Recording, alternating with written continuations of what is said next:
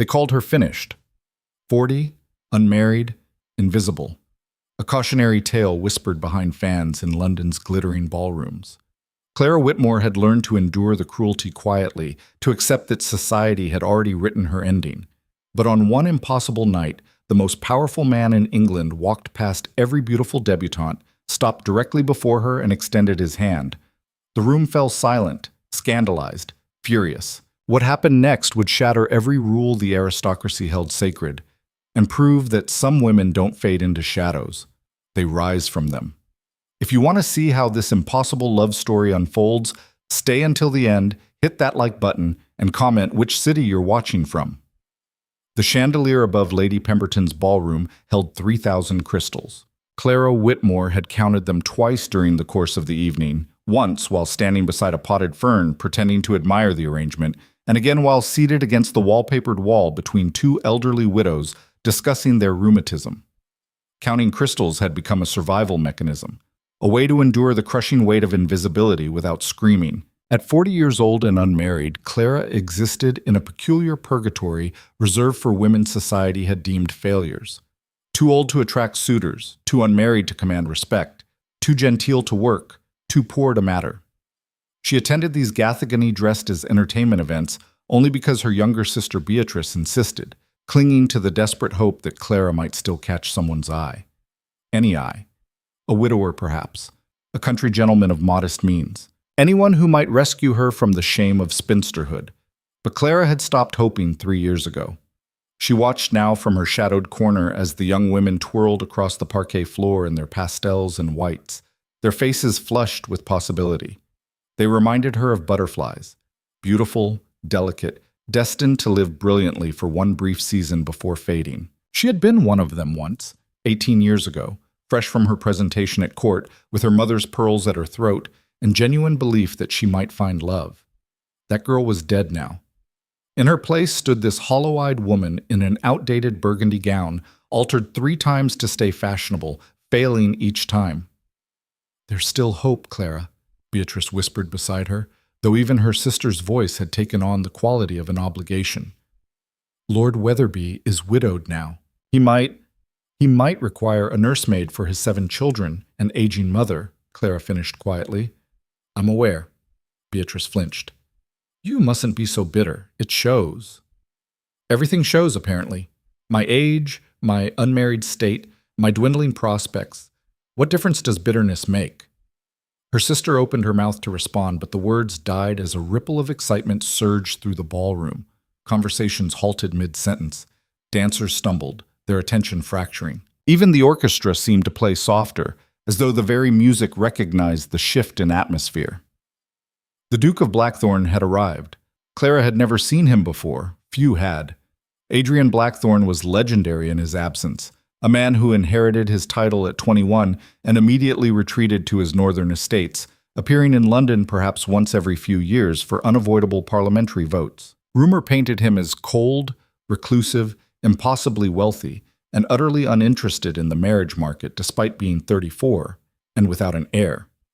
He stood now in the doorway, and Clara understood instantly why the room had fallen silent.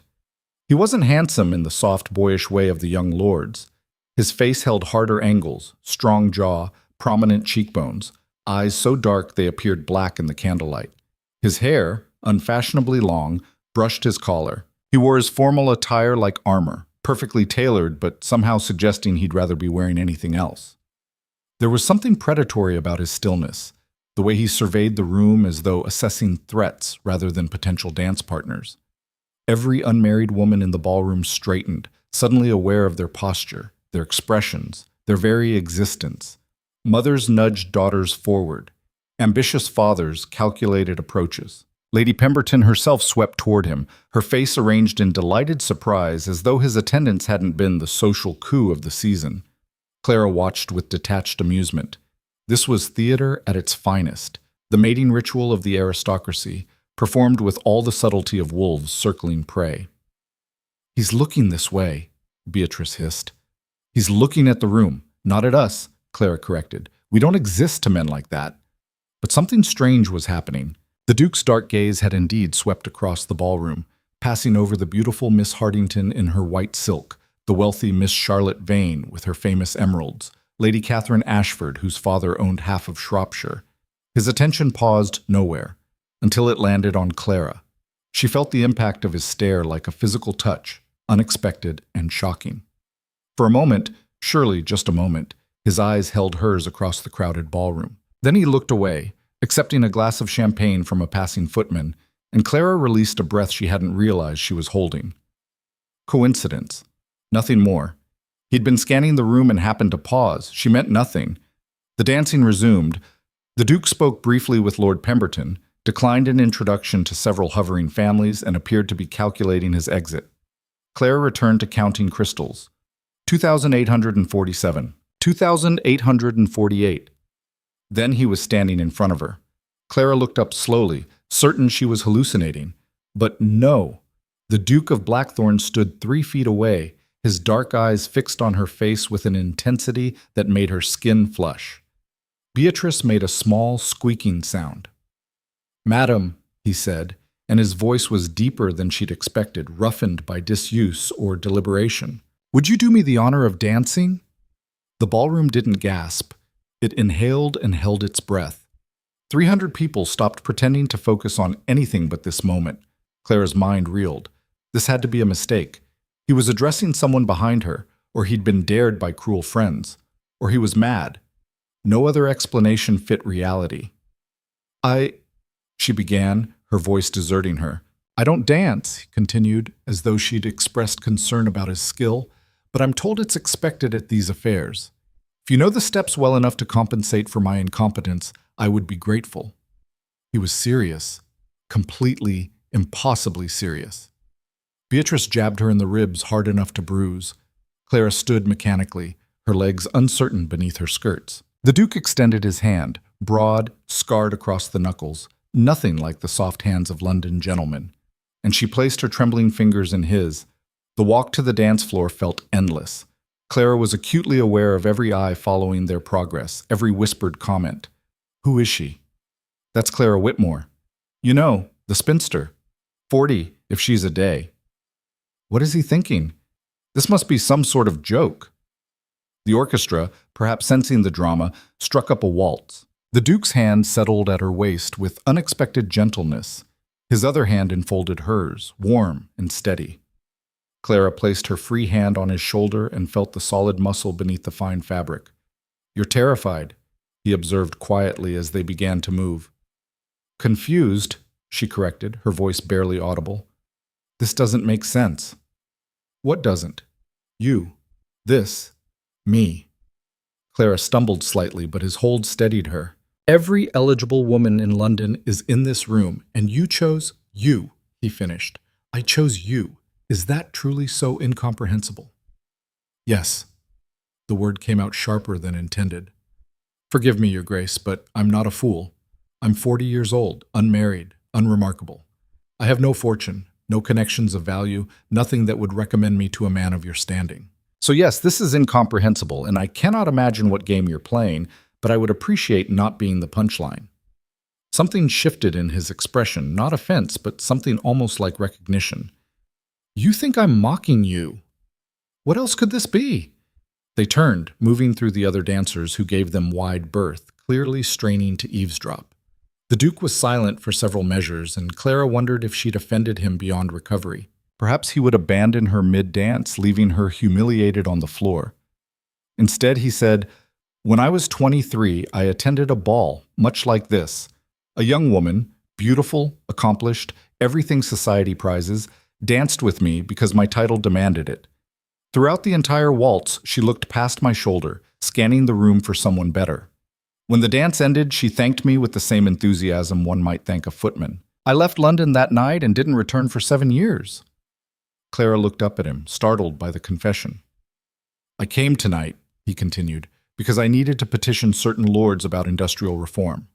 I planned to stay for precisely 20 minutes, make my political connections, and leave. But when I entered this room and saw 300 people performing the same elaborate pretense, everyone pretending to be what they think others want to see, I found myself searching for something real."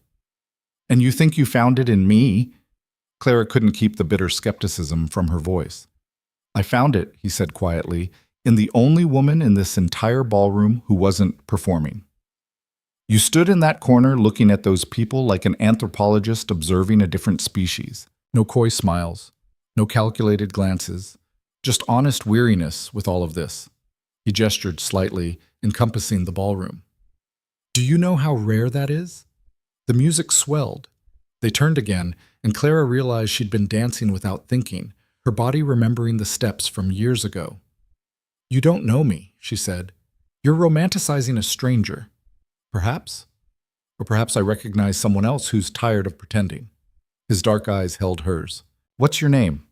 Clara Whitmore. Miss Clara Whitmore, he repeated as though testing the sound. I'm Adrian, and before you remind me that you know my title, I'm asking you to forget it for the length of this dance. Can you do that? She almost laughed. Forget you're a duke? That's impossible. Try. So she did.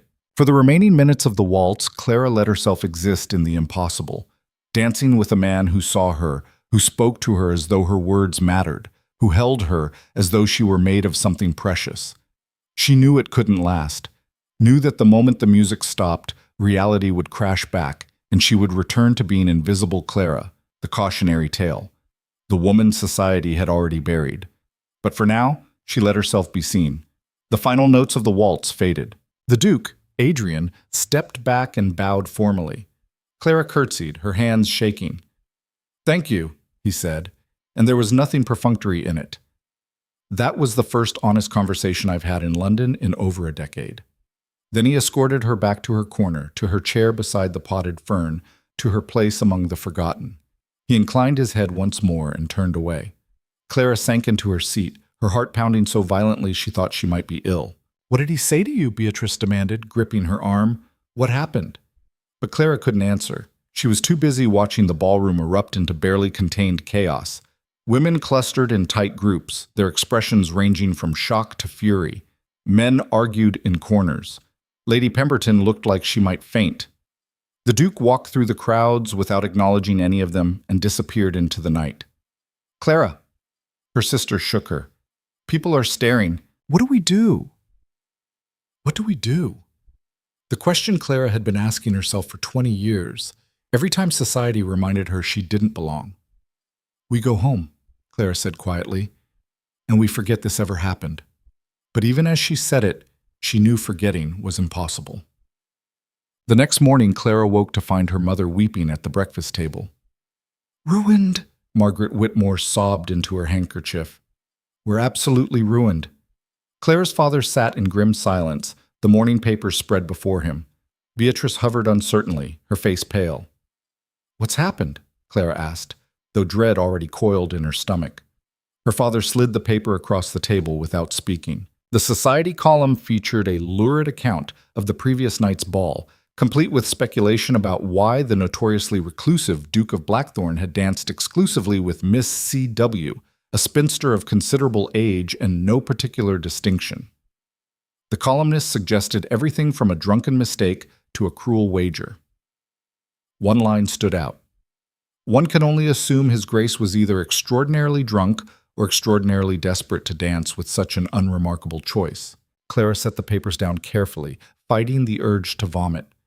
Mrs. Hardington sent a note this morning, her mother continued, her voice breaking, declining our invitation to tea with no explanation.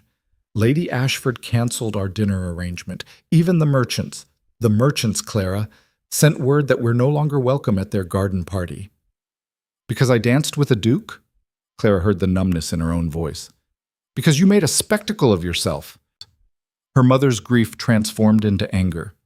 Dancing with a man so far above your station, encouraging his attention when everyone could see how inappropriate it was. Do you understand what you've done? Beatrice has prospects, Clara. Had prospects. How is she supposed to make a good match now when her sister is known as the woman who threw herself at a duke?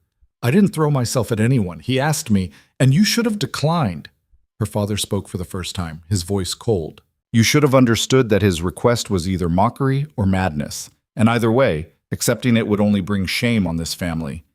The words hit like physical blows. Clara gripped the edge of the table, willing herself not to cry. She would not give them that satisfaction. "I apologize," she said flatly. "I didn't realize declining a duke's invitation was acceptable behavior." "Don't be clever, Clara. It doesn't suit you." Her father stood, folding his paper with sharp, angry movements. "You will write a letter to Lady Pemberton apologizing for the disruption. You will cease attending any social functions until this scandal dies down. And if, by some miracle, the Duke acknowledges you again, you will make it clear that you want no part of his attention. Am I understood?" Clara nodded, not trusting her voice. Her father left. Her mother followed, still sobbing.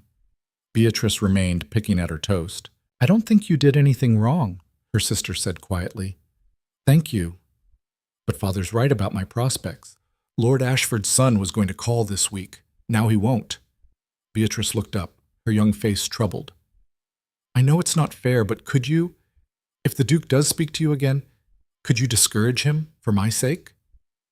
Clara stared at her sister, sweet, hopeful Beatrice, who still believed in fairy tale endings, and felt something harden in her chest. "Of course," she lied. "I'll discourage him." She went to her room and didn't come down for the rest of the day. 3 days passed. 3 days of exile in her family's London townhouse while rumors circulated through society like poison. Clara received no visitors. She sent no letters. She existed in a state of suspended humiliation, waiting for the scandal to die so she could return to her previous state of comfortable invisibility. Then the flowers arrived. Roses. White roses. 6 dozen of them, delivered by the Duke of Blackthorn's personal footman, arranged in a crystal vase worth more than Clara's entire wardrobe. The card read simply, "Thank you for the dance. A.B." Her mother fainted. Her father turned purple with rage. Beatrice stared at the flowers as though they might explode. "Send them back," her father commanded. "Immediately." "I can't send them back." Clara touched one perfect petal, her heart racing. "That would be an insult to a duke." "Accepting them is an insult to this family."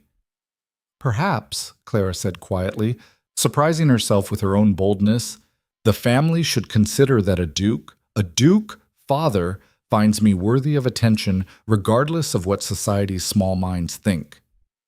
The slap came without warning. Her father's palm connected with her cheek hard enough to snap her head sideways. The room fell into shocked silence. "You will not speak to me that way," he said, his voice shaking. "You will not destroy your sister's future because you've developed delusions of grandeur. Those flowers will be returned with a polite note declining further communication. You will remain in this house until you remember your place." He stormed out. Her mother hurried after him, whispering placating words. Clara stood very still, tasting blood from her split lip, staring at the white roses. Beatrice approached carefully. "Clara, I'm so sorry. Father shouldn't have—" "Get out." "Please, I didn't mean—" "Get out." Her sister fled. Clara waited until she was alone. Then she picked up the card, traced the Duke's initials with one finger, and made a decision that would either save her or destroy her completely. She was going to write back. "Dear Your Grace, thank you for the roses. They are beautiful and far too generous. I am writing to inform you that any further attention you show me will result in serious harm to my family's reputation and my sister's marriage prospects. Society has made its judgment clear. Our association is inappropriate, scandalous, and damaging. Therefore, I must respectfully decline any future gestures of friendship. I wish you well in all your endeavors. Yours sincerely, Clara Whitmore." She stared at the letter for a long moment.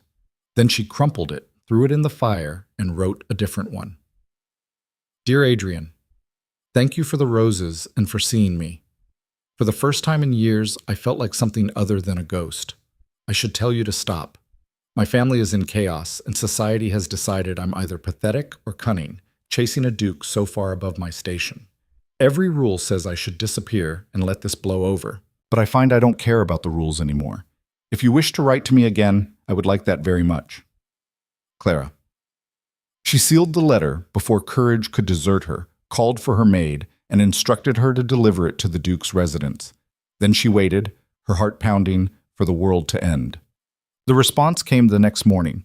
A single sheet of heavy paper, the Duke's crest embossed at the top. "Clara, I would like to call on you tomorrow at 2 o'clock, if you'll permit it. I should warn you, I'm terrible at polite conversation. I have no patience for social games, and my calling on you will likely increase the scandal tenfold. But I would very much like to see you again. Adrian Clara read the letter 3 times. Then she went downstairs to face her father. He was in his study, reading the morning correspondence. He looked up as she entered, his expression still cold from their previous confrontation. The Duke of Blackthorn, Clara said without preamble, has requested permission to call on me tomorrow. Her father's face went through several colors. You will decline. No. I beg your pardon? Clara had spent her entire life being accommodating, invisible, desperate not to cause trouble. But something had broken during that waltz, or perhaps it had been breaking slowly for years, and the Duke's attention had simply been the final fracture. I said no, father. I will not decline. I will receive him, and if he wishes to call again after that, I will receive him again. And if you attempt to forbid it, I will remind you that refusing a Duke's social call without legitimate cause could damage your business connections far more than any scandal about my age. It was a gamble. Her father's merchant enterprise depended on aristocratic patronage. The Duke of Blackthorn owned coal mines, shipping companies, entire towns. Cross him, and consequences would follow.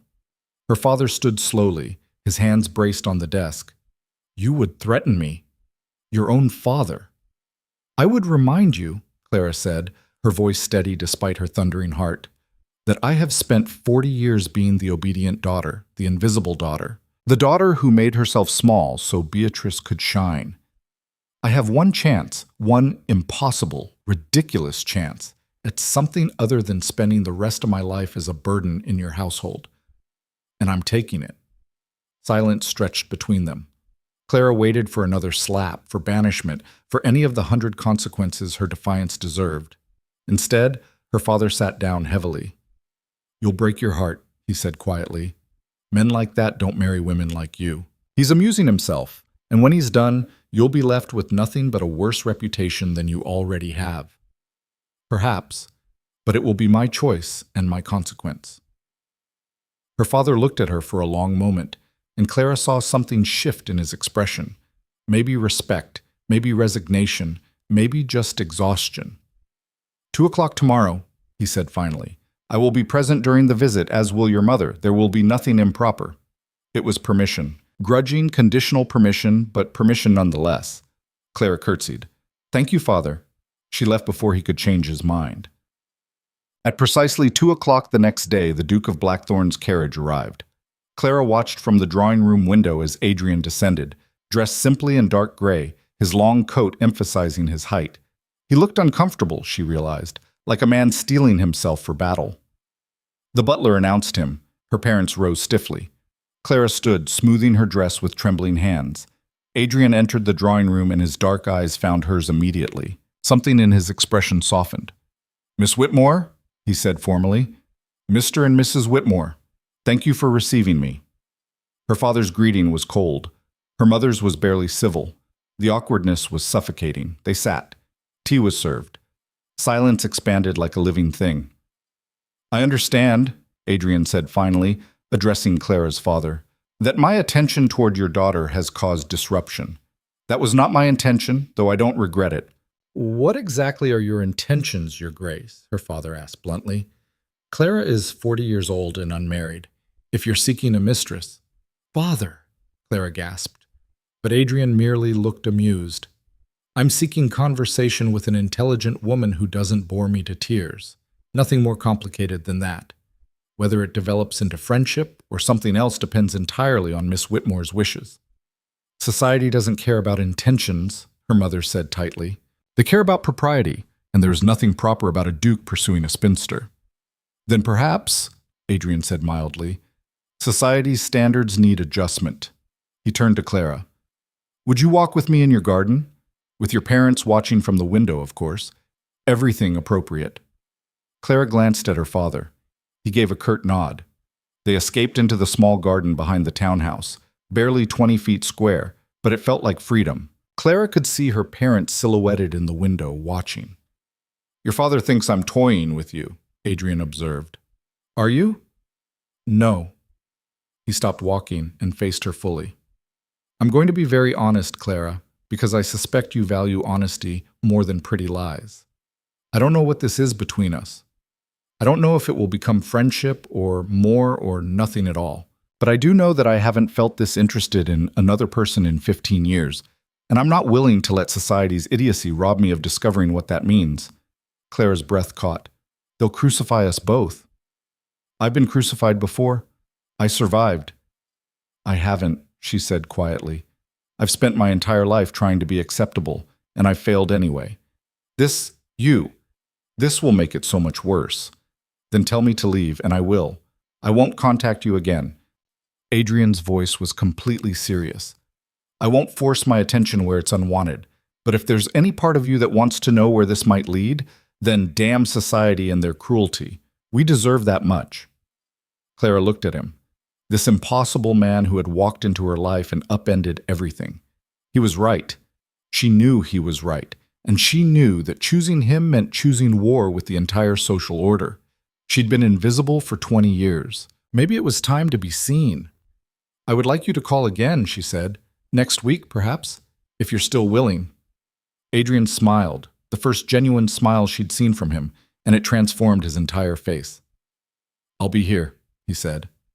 And in that moment, standing in her tiny garden with her parents glaring from the window and all of London ready to condemn her, Clara Whitmore felt something she thought she'd lost forever. Hope. Adrian called the following week, as promised, and the week after that, and the week after that. Each visit followed the same careful choreography, formal greetings in the drawing room under her parents' watchful eyes, polite conversation over tea that neither of them touched, then escape to the garden where they could speak freely. Her father remained hostile but silent, calculating, perhaps, that forbidding the Duke's visits would cost him more than allowing them. Her mother alternated between hope and terror, unable to decide if Clara's situation was a miracle or a disaster in progress. But it was Beatrice who surprised Clara most. Lord Ashford's son won't call, her sister said one evening, her voice flat. His mother sent a note, very polite, very clear. Our family is no longer suitable. Clara set down her embroidery, guilt twisting in her stomach. I'm so sorry. Don't. Beatrice's jaw tightened. Don't apologize for being seen, for mattering.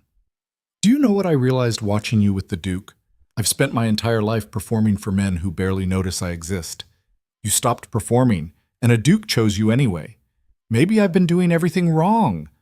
The words hung between them, heavy with implications neither sister quite knew how to address.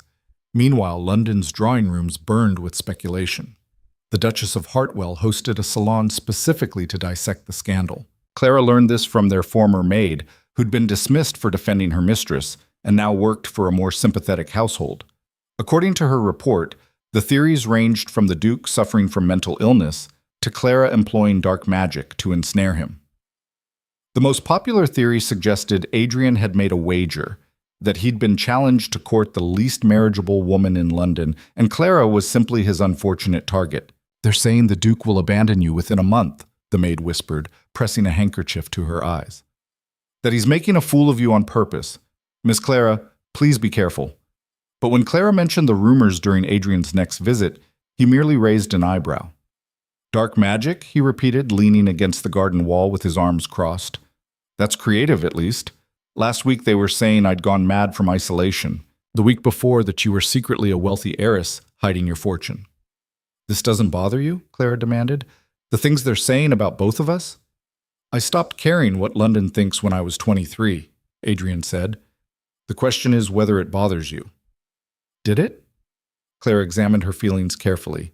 The whispers stung. The cut direct from former friends hurt.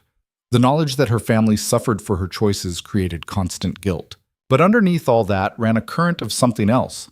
Defiance, perhaps. Or liberation. I spent 20 years trying to make myself acceptable to these people, she said slowly. 20 years of perfect behavior, perfect propriety, perfect invisibility. And they still dismissed me as worthless. So why should I care now what they think? Adrian's smile was slow and approving. Exactly. Their conversations had grown deeper with each visit. They discussed philosophy and politics, argued about industrial reform and workers' rights. Adrian had opinions on everything, strong, informed opinions that he defended with fierce intelligence. He listened to Clara's counterarguments with genuine interest, sometimes conceding points, sometimes pushing back harder. "You should have been born a man," he said one afternoon after a particularly heated debate about education reform. "You argue like a barrister." "If I'd been born a man, I wouldn't have needed to develop the skill," Clara replied. "When you're a woman, especially an unmarried one, arguing is the only power you have, even if no one's listening." Something shifted in his expression. "I'm listening?" And he was. That was perhaps the most dangerous thing about Adrian Blackthorne. He made Clara feel not just seen, but heard, valued, as though her thoughts mattered as much as her face, her words as much as her breeding. She was falling in love with him. The realization came during their 7th visit, while Adrian was explaining his plans to modernize his northern estates. He spoke with such passion about improving workers' housing, establishing schools, creating profit-sharing systems that would revolutionize industrial relations. His face came alive in a way it never did in formal settings, his whole body leaning forward with enthusiasm. Clara's heart simply cracked open and let him in. It was terrifying, because loving Adrian meant accepting that when he eventually left, and he would leave, she told herself firmly, dukes didn't marry 40-year-old spinsters. The pain would be catastrophic. The smart choice would be to protect herself, to maintain distance, to remember this was temporary. But Clara had stopped making smart choices the night she'd written him back. "You've gone quiet," Adrian observed, his dark eyes searching her face. "What are you thinking?" "That I love you, that this will destroy me, that I don't care. That your workers are lucky to have you," she said instead. He studied her for a long moment, and Clara had the unsettling feeling he could read the truth she was hiding, but he didn't push. "Come with me," he said suddenly. "What?" "To Blackthorne Manor, my estate in Northumberland. I'm leaving London next week, and I want you to see it, see what I'm building, understand what matters to me." "Pusha," Clara's heart stuttered. "That's impossible. Unmarried women don't visit unmarried men's estates unchaperoned. The scandal would— Your mother could come, your sister. Hell, bring your entire household staff if it makes you feel safer. But Clara, I'm asking you to step outside this suffocating city and see something real. Will you?" Every rational part of her brain screamed that this was madness. Accepting such an invitation would obliterate what remained of her reputation. Her family would forbid it. Society would condemn it. This was the line she absolutely could not cross. "Yes," she heard herself say, "I'll come." Adrian's expression blazed with something that looked dangerously like triumph. "Good. We leave Friday." He departed shortly after, leaving Clara standing in the garden with her world tilting on its axis. Her father, predictably, exploded. "Absolutely not," he roared when Clara informed him that evening. "You will not travel to an unmarried duke's private estate. The impropriety alone would ruin us completely." "Mother and Beatrice will accompany me," Clara said, keeping her voice level. "Everything will be proper." "Nothing about this is proper. Clara, I have tried to be patient with this situation. I've allowed the Duke's visits because refusing would have been worse. But this crosses every possible line. You will decline his invitation immediately." Clara met her father's furious gaze. "No! I will cut you off entirely. No support, no home to return to." "Is that what you want?" The threat should have terrified her. Clara had no independent income, no means of supporting herself. Being cut off meant destitution, dependence on distant relatives' charity, a life even more desperate than her current existence. But something had changed in her during these weeks with Adrian. She'd tasted what it felt like to matter, to be valued beyond her marriageability. Going back to invisibility felt like choosing death over living. "If that's your choice," she said quietly, "then I accept it." Her father stared at her, shock replacing anger. "You would choose him over your family?" "I'm choosing myself," Clara corrected. "For the first time in my life, I'm choosing what I want instead of what others demand. If that costs me my family, then at least I'll know I lived." Her mother made a choked sound. Beatrice gripped the edge of the table, her face pale. "You're a fool," her father said, his voice suddenly tired. "He'll use you and discard you, and you'll have nothing. But fine, go. See your fantasy crumble in the harsh light of reality. When you come crawling back, don't expect sympathy. He walked out, shoulders rigid with fury. Her mother followed, weeping into her handkerchief. Only Beatrice remained, staring at Clara with an expression caught between horror and admiration. "You really love him," she whispered. Clara sank into a chair, her legs suddenly weak. "Yes. Heaven help me, yes." "Then I'll come with you, to Northumberland, as your chaperone." Beatrice's chin lifted with determination Clara had never seen before. "If you're going to burn every bridge in London, you shouldn't do it alone." Tears pricked Clara's eyes. She reached across the table and gripped her sister's hand. "Thank you." "Don't thank me yet. If this goes badly, we'll both be ruined." Beatrice's smile was shaky but genuine. "But watching you fight for what you want, it's made me realize I've never fought for anything in my life. Maybe it's time I learned how." The journey to Northumberland took 3 days by carriage. 3 days of cramped quarters, terrible inn-food, and increasingly hostile silence from their mother, who'd been bullied into joining them by Beatrice's unexpected stubbornness. Clara spent the time staring out the window at the changing landscape, watching London's grey sprawl give way to rolling countryside, then to the wild, windswept moors of the north. This was Adrian's world, harsh, beautiful, uncompromising. So different from the manicured gardens and gilded ballrooms of London society.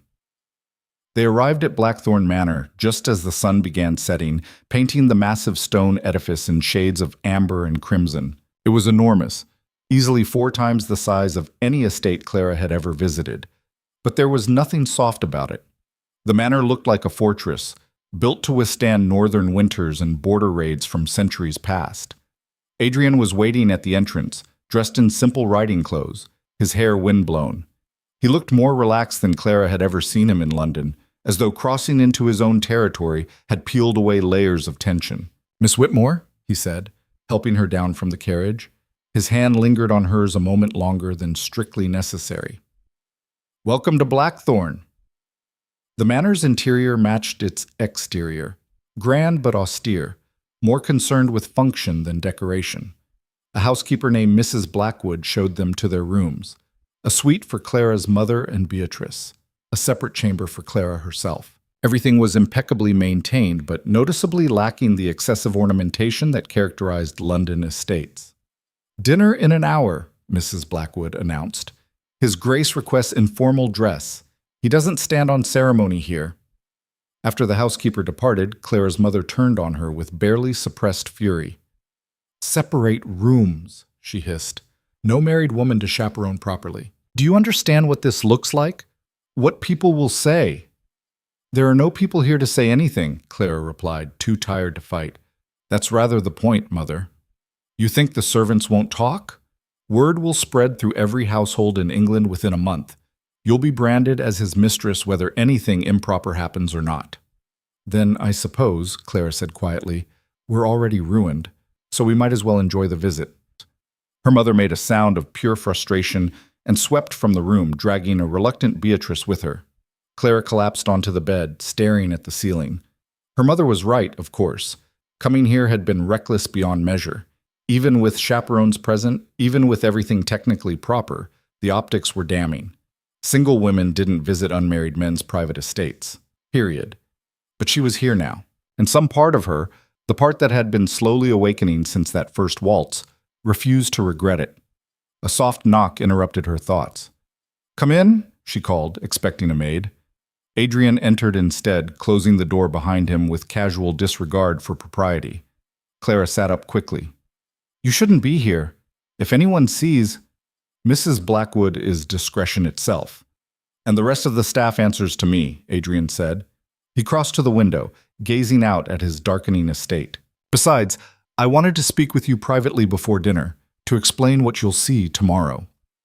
"What do you mean?" He turned to face her, his expression serious. "I told you I'm modernizing my holdings, building schools, improving housing, creating better working conditions. What I didn't tell you is that my fellow lords consider me a dangerous radical. They believe I'm encouraging revolution, teaching workers to think above their station. There have been threats, anonymous letters, warnings that my experiments will spread and destroy the entire class system." Clara's breath caught. You're in danger? Probably not physical danger, but political danger, certainly. Social danger, absolutely. His dark eyes held hers. I brought you here to show you what I'm fighting for. But I also brought you here because I needed you to understand the full scope of what associating with me means. I'm not just a reclusive duke with eccentric habits. I'm actively working to dismantle the system that gives men like me power. People hate me for it. Why are you telling me this now? Because tomorrow, I'm taking you to see the new workers' village. You'll meet families whose children can read because I built a school. You'll see homes with running water and heating systems. You'll witness what's possible when wealth is used for something other than self-aggrandizement. He moved closer, his voice dropping. And I need you to decide if that's something you can believe in, because if this, he gestured between them, becomes what I hope it becomes, you won't just be dealing with people who think you're too old or too poor for me. You'll be dealing with people who think you're complicit in destroying their entire way of life. Clara's heart pounded. The subtext was unmistakable. If this becomes what I hope it becomes, he was speaking about marriage, about a future together, about making this impossible situation permanent. You're asking me to choose, she said slowly, not just between you and my family, but between safety and revolution. I'm asking you to see clearly what you'd be choosing. I won't deceive you, Clara. I want you. I think I've wanted you since that first dance, when you looked at me like I was a person instead of a title. But I won't ask you to join me without understanding the full cost. Clara stood, her legs unsteady. She crossed to where he stood by the window, close enough to feel the heat radiating from his body. Show me, she said. Tomorrow, show me everything. Then I'll decide. Adrian's hand rose slowly, giving her time to pull away. When she didn't, his fingers traced the line of her jaw with devastating gentleness. You're braver than you know, he murmured, or more foolish. Sometimes they're the same thing. He left before Clara could respond, closing the door softly behind him. She sank back onto the bed, pressing shaking hands to her flushed cheeks. Tomorrow would change everything. She could feel it. Dinner was an awkward affair. Clara's mother maintained frozen politeness, speaking only when directly addressed. Beatrice tried to fill the silence with cheerful observations about the manor's architecture, but even her determination couldn't overcome the tension. Adrian answered questions about the estate's history with distracted courtesy, his attention repeatedly drifting to Clara. Afterward, they retired early. Clara lay awake for hours, listening to unfamiliar sounds. Wind howling across the moors, servants moving through distant corridors, the ancient buildings settling with creaks and groans. She was in Adrian's territory now, his world, and tomorrow she would see whether she could truly belong in it.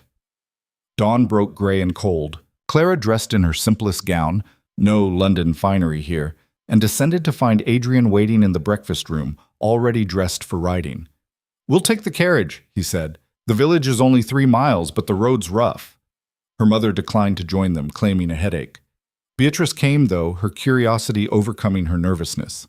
They set out just after 8, the carriage jolting over rutted paths that wound through Adrian's vast holdings. The workers' village appeared suddenly around a bend, rows of neat stone cottages, each with its own small garden. Smoke rose from chimneys. Children played in a central square where a well had been positioned. It looked like any other estate village, except cleaner, better maintained, almost prosperous. Then Clara saw the school. It was a new building, its stone lighter than the surrounding structures. Large windows let in abundant natural light. Through them, Clara could see rows of wooden desks and a blackboard covered in chalk equations. We have 40 students currently, Adrian said, helping her down from the carriage, ages 5 to 14.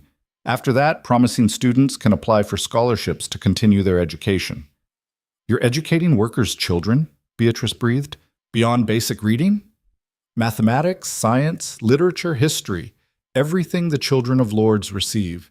Adrian's voice held quiet pride. Knowledge shouldn't be restricted by birth. A woman emerged from the school, young, perhaps 30, with intelligent eyes and ink-stained fingers. She curtsied briefly. Your Grace, Miss Whitmore, I presume. I'm Eleanor Marsh, the schoolteacher. You're a woman, Clara's mother blurted, then flushed at her own rudeness. Eleanor's smile was wry. Yes, His Grace believes competence matters more than gender. Radical, I know. They toured the school, watching children bent over their lessons with focused intensity. A boy of perhaps 12 was solving algebra problems that would challenge most aristocratic sons. Two girls debated the causes of the French Revolution with passionate eloquence. "This is remarkable," Clara whispered to Adrian. "This is dangerous," a new voice cut in. Clara turned to find a man standing in the doorway. Middle-aged, well-dressed, his expression cold with contempt. He was clearly gentry, though not aristocracy. "Mr. Thornberry," Adrian said, his tone flattening, "I didn't realize you were in residence. Someone needs to monitor your destructive experiments." Thornberry's gaze swept over the classroom with obvious disgust. "Teaching these people to read philosophy? Mathematics? You're creating a generation of malcontents who will think themselves too good for honest labor." "I'm creating a generation of thinkers who might innovate rather than simply endure," Adrian countered. "Something England desperately needs. What England needs is order, hierarchy, people knowing their place." Thornberry's attention shifted to Clara, his lip curling. "But I suppose we can't expect proper judgment from a man who cavorts with aging spinsters. Tell me, Miss Whitmore, what did you offer our dear Duke to earn his inexplicable attention? It must have been quite compelling to overcome your obvious deficiencies." The insult landed like a physical blow. Clara heard Beatrice gasp, saw Eleanor's face flush with anger. But before she could formulate a response, Adrian moved. He didn't shout, didn't raise a hand. He simply stepped between Clara and Thornberry, his entire posture transforming into something dangerous. "You will apologize," Adrian said softly, "or you will leave my lands within the hour. Choose." "I will not apologize for stating obvious truth." "Then you're leaving. Mrs. Blackwood will have your belongings sent to whatever estate will tolerate your presence." Adrian's voice could have cut glass. "You came here as my father's advisor, but my father is dead, and I have no use for men who measure worth by age and breeding rather than character.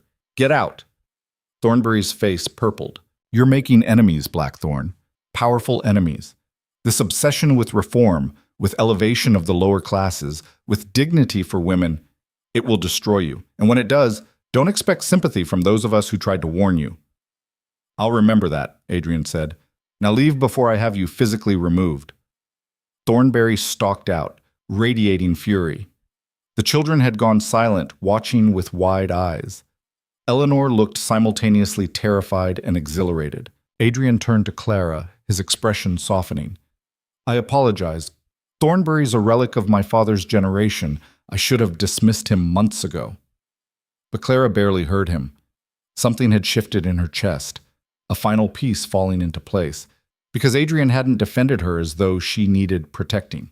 He'd defended her as though her dignity was worth defending, as though insulting her was insulting something valuable. He'd chosen her over an advisor who'd served his family for decades, over propriety, over political advantage, over everything society said mattered.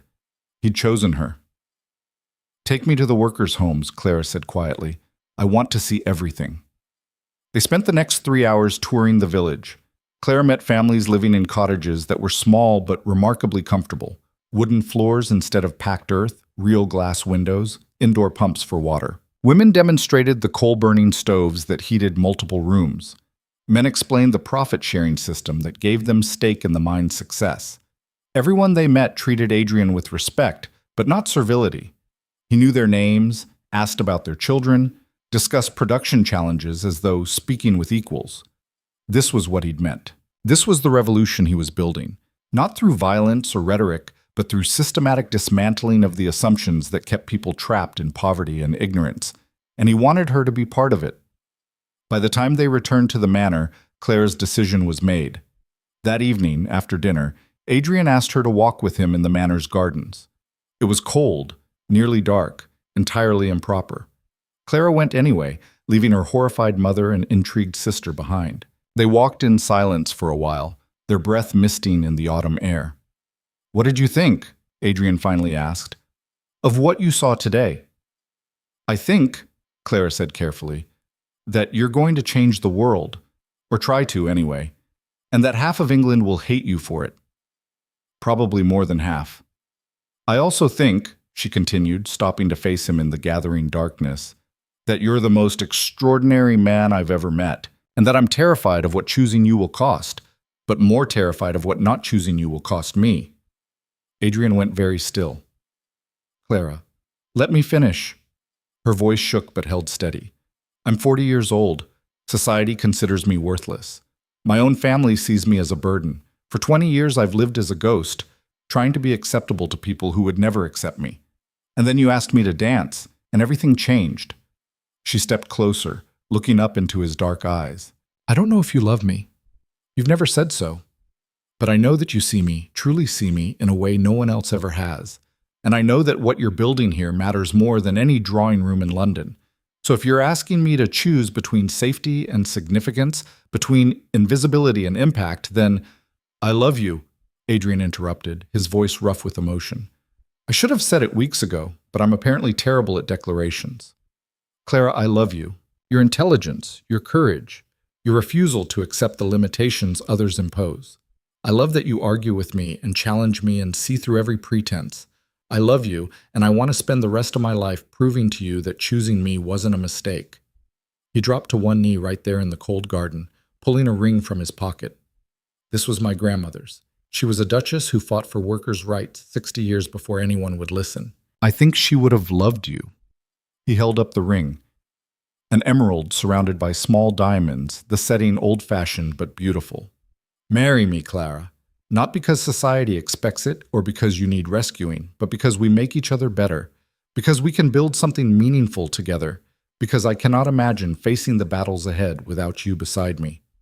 Clara stared at the ring, her heart hammering so violently she thought it might burst.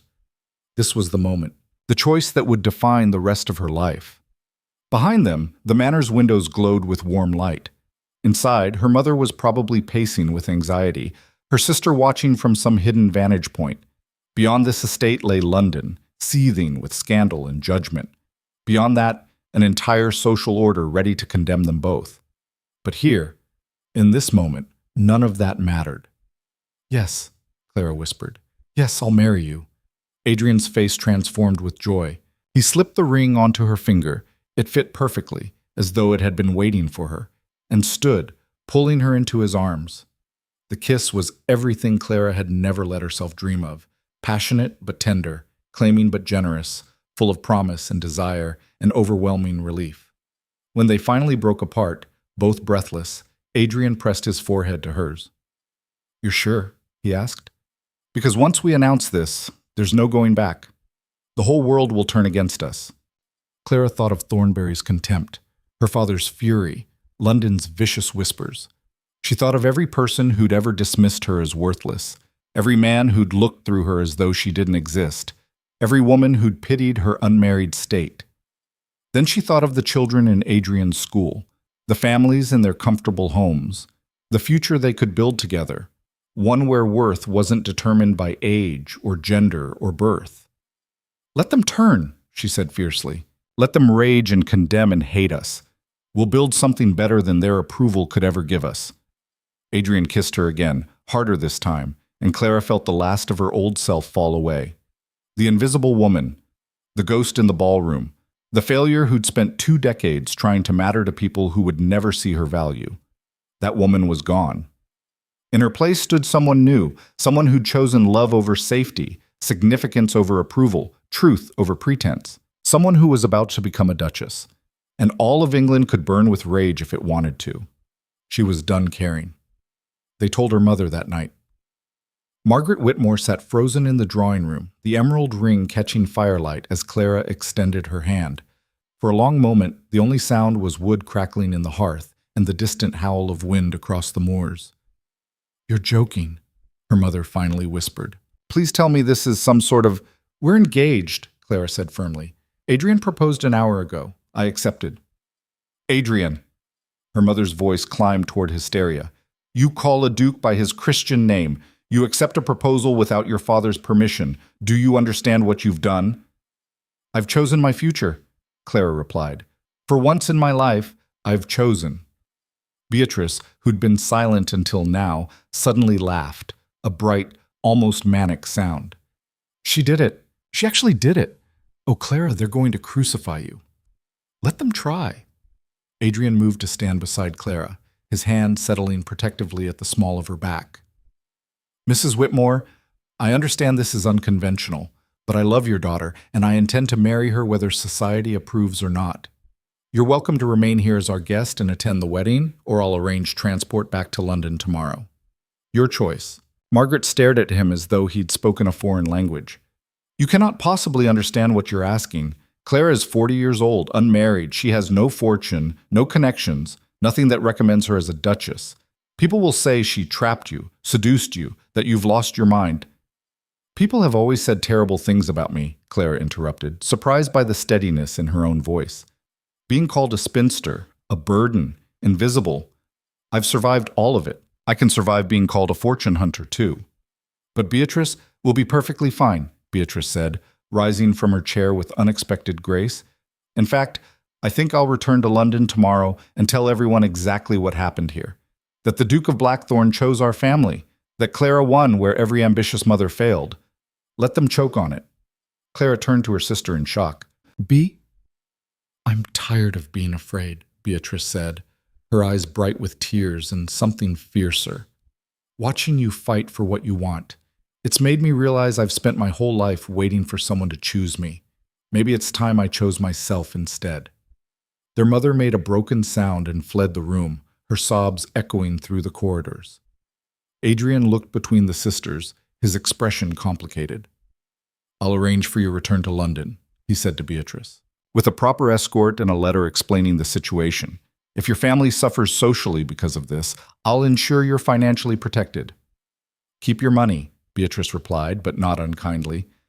Just make my sister happy. That's payment enough. She kissed Clara's cheek and left, leaving Clara and Adrian alone in the firelit room. Your family hates me, Adrian observed. My family is terrified. There's a difference. Clara sank onto the sofa, suddenly exhausted. What happens now? Now we face the consequences together. Adrian sat beside her, taking her hand. I'll send announcements to the London papers tomorrow.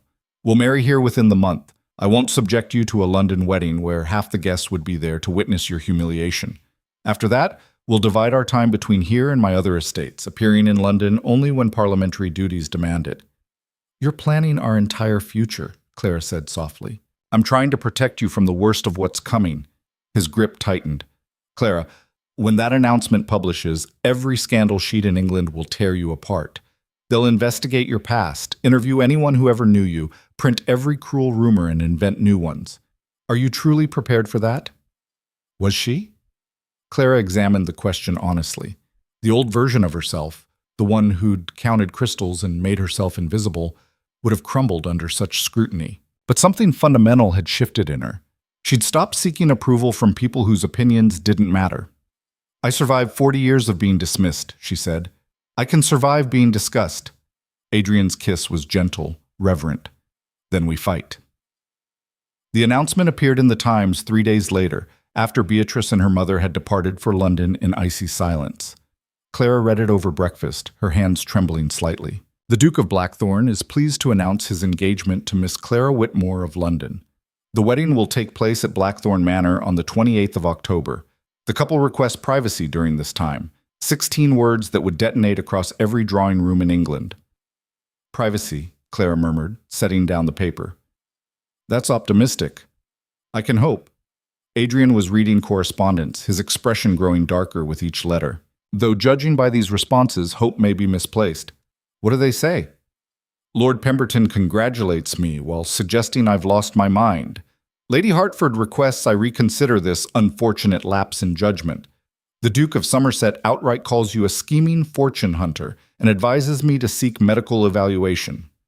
Adrian tossed the letters aside with barely controlled fury. And these are from people who supposedly respect me. Clara's stomach churned, but she forced herself to remain calm. What about your political allies? The lords who support your reforms? Mixed reactions, some supportive, some concerned this will damage my credibility. He stood pacing to the window. They're not wrong. Marrying you, and I mean that in the most complimentary way possible, will give my enemies ammunition. They'll say I'm not just radical, but reckless. That I can't be trusted with serious matters when I can't even choose an appropriate wife. The words stung despite his disclaimer. Clara set down her teacup carefully. Perhaps you should reconsider. Adrian spun to face her. What? If marrying me destroys your political effectiveness, damages everything you're trying to build, don't. He crossed the room in 3 strides, kneeling before her chair. Don't you dare sacrifice yourself for optics. I chose you knowing the cost, Clara. I chose you because you're worth it. But your reforms will happen with or without aristocratic approval. I have wealth, land, and influence that don't depend on London's good opinion. His hands framed her face. But I only have one chance at you. One chance at building a life with someone who understands what matters. I won't give that up because some lords disapprove. Clara leaned into his touch, letting his certainty steady her. I love you. I know. That's the only thing keeping me sane. The following weeks passed in a strange bubble of isolation. Wedding preparations proceeded. A small ceremony, just estate staff and the local vicar, nothing like the spectacle a duke's wedding would normally demand. Clara wrote to her father requesting his attendance and received no response. She wrote to Beatrice asking about London's reaction and got back a letter that made her blood run cold. Clara, it's worse than we imagined. The scandal sheets are vicious. They're calling you every name imaginable: fortune hunter, seductress, opportunist. Someone started a rumor that you're secretly wealthy and hiding your fortune. Others that you use dark arts to ensnare him. Lady Pemberton told everyone you trapped the Duke by threatening to ruin his reputation. Mrs. Hartford claimed you're actually 30 and lying about your age to seem more sympathetic. Father has locked himself in his study and refuses to discuss you. Mother cries constantly. I've been cut from every social engagement. Yesterday, Lady Catherine Ashford stopped her carriage to tell me our family should be ashamed. But here's the strange thing. Some women are defending you, quietly, in private conversations. Other spinsters, older women, those who felt invisible like you did. They're saying if you could win a duke's heart, perhaps they're not as worthless as society claims. You've become a symbol, Clara, of hope for some, of chaos for others. The Duke's enemies are mobilizing. There's talk of a formal petition to have him declared mentally incompetent and his titles stripped. Lord Thornbury is leading the charge, gathering lords who oppose the Duke's reforms. They see your engagement as proof he's lost touch with reality. Be careful. These people are dangerous when threatened. Your sister, Beatrice Clara, read the letter 3 times, then handed it to Adrian. He scanned it quickly, his jaw tightening. Thornbury, he said grimly. I should have crushed him completely when I had the chance. Can they actually strip your titles? Not easily. It would require an act of Parliament and proof of genuine madness or incompetence. Adrian's smile held no humor. But they can make the attempt, tie up my assets and legal challenges, freeze my ability to implement reforms. It's a clever strategy. Attack me through you, make our marriage the evidence of my unfitness to hold power. Fear coiled in Clara's chest. We could delay the wedding, give them time to— No. Adrian's voice was iron. Delaying shows weakness. We marry as planned, then we fight. Together. But fate, it seemed, had other plans. 2 weeks before the wedding, a messenger arrived at midnight. Clara woke to urgent voices outside her door, Adrian's raised in sharp command. She threw on a robe and emerged to find the entrance hall filled with servants, all looking toward Adrian, who stood reading a letter, his face drained of color. What's happened? Clara demanded. Adrian looked up, and she saw something in his eyes she'd never seen before. Fear. Fire, he said hoarsely. At the workers' village. The school. 3 cottages. There are injuries. Possibly deaths. Clara's hand flew to her mouth. How? They don't know, but it wasn't accidental. He crumpled the letter in his fist. Someone said it deliberately. The ride to the village took 20 minutes that felt like hours. Dawn was breaking, painting the sky in shades of gray and ash. The smoke was visible long before they arrived, thick black columns rising from the valley. The school was a gutted shell. Its beautiful windows had exploded from heat, the blackboard a charred ruin. Those carefully arranged desks reduced to kindling. 3 cottages nearby had burned as well, their inhabitants standing in shocked clusters wrapped in blankets. Eleanor Marsh sat on the ground, weeping. Her hands were burned, wrapped hastily in cloth. When she saw Adrian, she struggled to stand. They killed him, she sobbed. They killed Thomas. Thomas, the 12-year-old boy Clara had seen solving algebra problems. Adrian went white. Where? Eleanor pointed toward the school's remains. He was sleeping in the dormitory. The older students, the ones who board here. He didn't get out in time. We tried, Your Grace. We tried to reach them, but the fire was too fast, too hot. Adrian made a broken sound and started toward the ruins. Clara caught his arm. You can't go in there. It's not safe. There's a boy in there. He wrenched free, but the village blacksmith, a massive man named John Carpenter, blocked his path. He's gone, Your Grace, John said, his voice heavy with grief. Young Thomas and 2 others. We got the rest out, but those 3, the smoke took them before the flames did. There was nothing anyone could do. Adrian stood frozen, his entire body rigid with shock and rage. Around them, villagers watched with expressions ranging from horror to carefully blank fear. Clara felt it then. The shift in atmosphere. These people were terrified. Who did this? Adrian asked, his voice dangerously quiet. John exchanged glances with several other men. We don't know for certain, Your Grace. You're lying. We're afraid, a woman spoke up, Martha, whose daughter attended the school. Afraid of what speaking will bring down on our heads. Afraid that if we name names, our families will be next. Tell me. Adrian's command carried absolute authority. Now. Another long silence. Then John sighed heavily. 3 men came through yesterday evening, well-dressed gentry, said they were surveying the land for potential purchase. Asked a lot of questions about the school, about your reforms, about how folk felt having their children educated above their station. He paused. One of them had a signet ring, red stone with a black bird carved in it. Clara saw Adrian's hands clench into fists. Thornberry, that's the Thornberry family crest. We can't prove it was them what set the fire, John said quickly. Could have been coincidence. 3 cottages and a school burned down hours after Thornberry's men come asking questions? Adrian's voice could have cut stone. That's not coincidence. That's a message. He turned to Clara, and she saw murder in his eyes. This is because of me, he said. Because I wouldn't back down. Because I insisted on marrying you despite their warnings. They're killing children to punish me. You don't know that, don't I? He gestured at the smoldering ruins. Thornberry made his position clear. He thinks I'm destroying the social order. He threatened consequences. Now 3 children are dead and a school that could have changed hundreds of lives is ashes. What else could this be? Clara had no answer. Around them, villagers watched with hollow eyes. These people whose hopes for their children had just burned along with that school. What do we do? She asked quietly. Adrian's expression transformed into something harder than she'd ever seen. We go to London. We confront Thornberry and every lord who thinks they can terrorize my people without consequence. And we make them pay. Adrian, if you accuse a peer without proof, I'll find proof. He was already moving, issuing rapid orders to servants and workers. Mrs. Blackwood, arrange housing for the displaced families. John, organize salvage efforts and record everything that's damaged or lost. Eleanor, I want a complete accounting of what the school contained. Every book, every instrument, every piece of equipment. I'm rebuilding it twice as large. Your Grace, Eleanor said shakily, maybe we should wait. Let things settle before We're not waiting.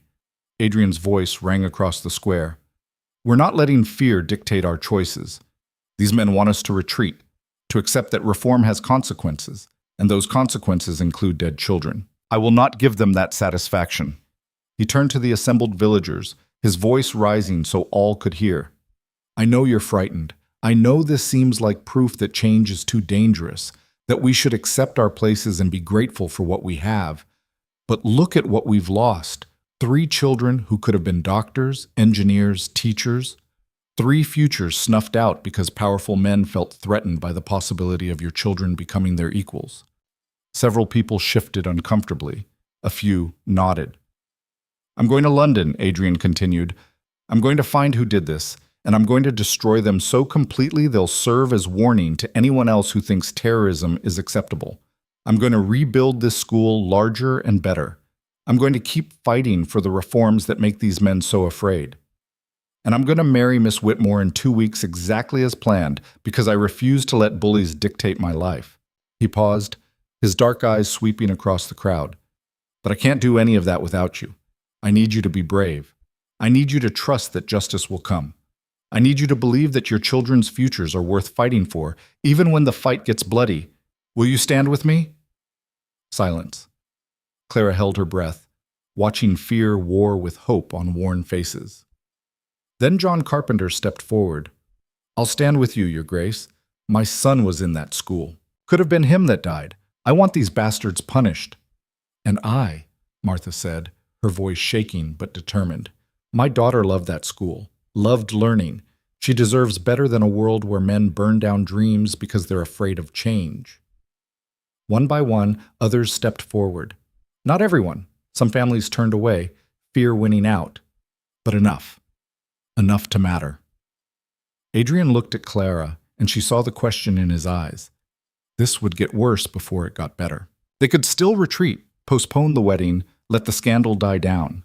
But 3 children were dead, and the men who'd killed them thought they could escape consequences. Clara stepped forward and took Adrian's hand in front of everyone. I stand with you, she said clearly, now and always. The journey back to London was grim. They left the next morning, taking only essential staff and abandoning all wedding preparations. Clara wrote to Beatrice warning of their arrival. Adrian sent letters to political allies, calling in favors, demanding investigations. You realize, Clara said as their carriage rattled south, that marrying me now looks like either incredible stubbornness or proof you're genuinely mad. The timing couldn't be worse. The timing is perfect, Adrian countered, his jaw set. Because if I delay our wedding now, it looks like their terrorism worked. It looks like I can be intimidated. I won't give them that victory. Even if it costs you everything?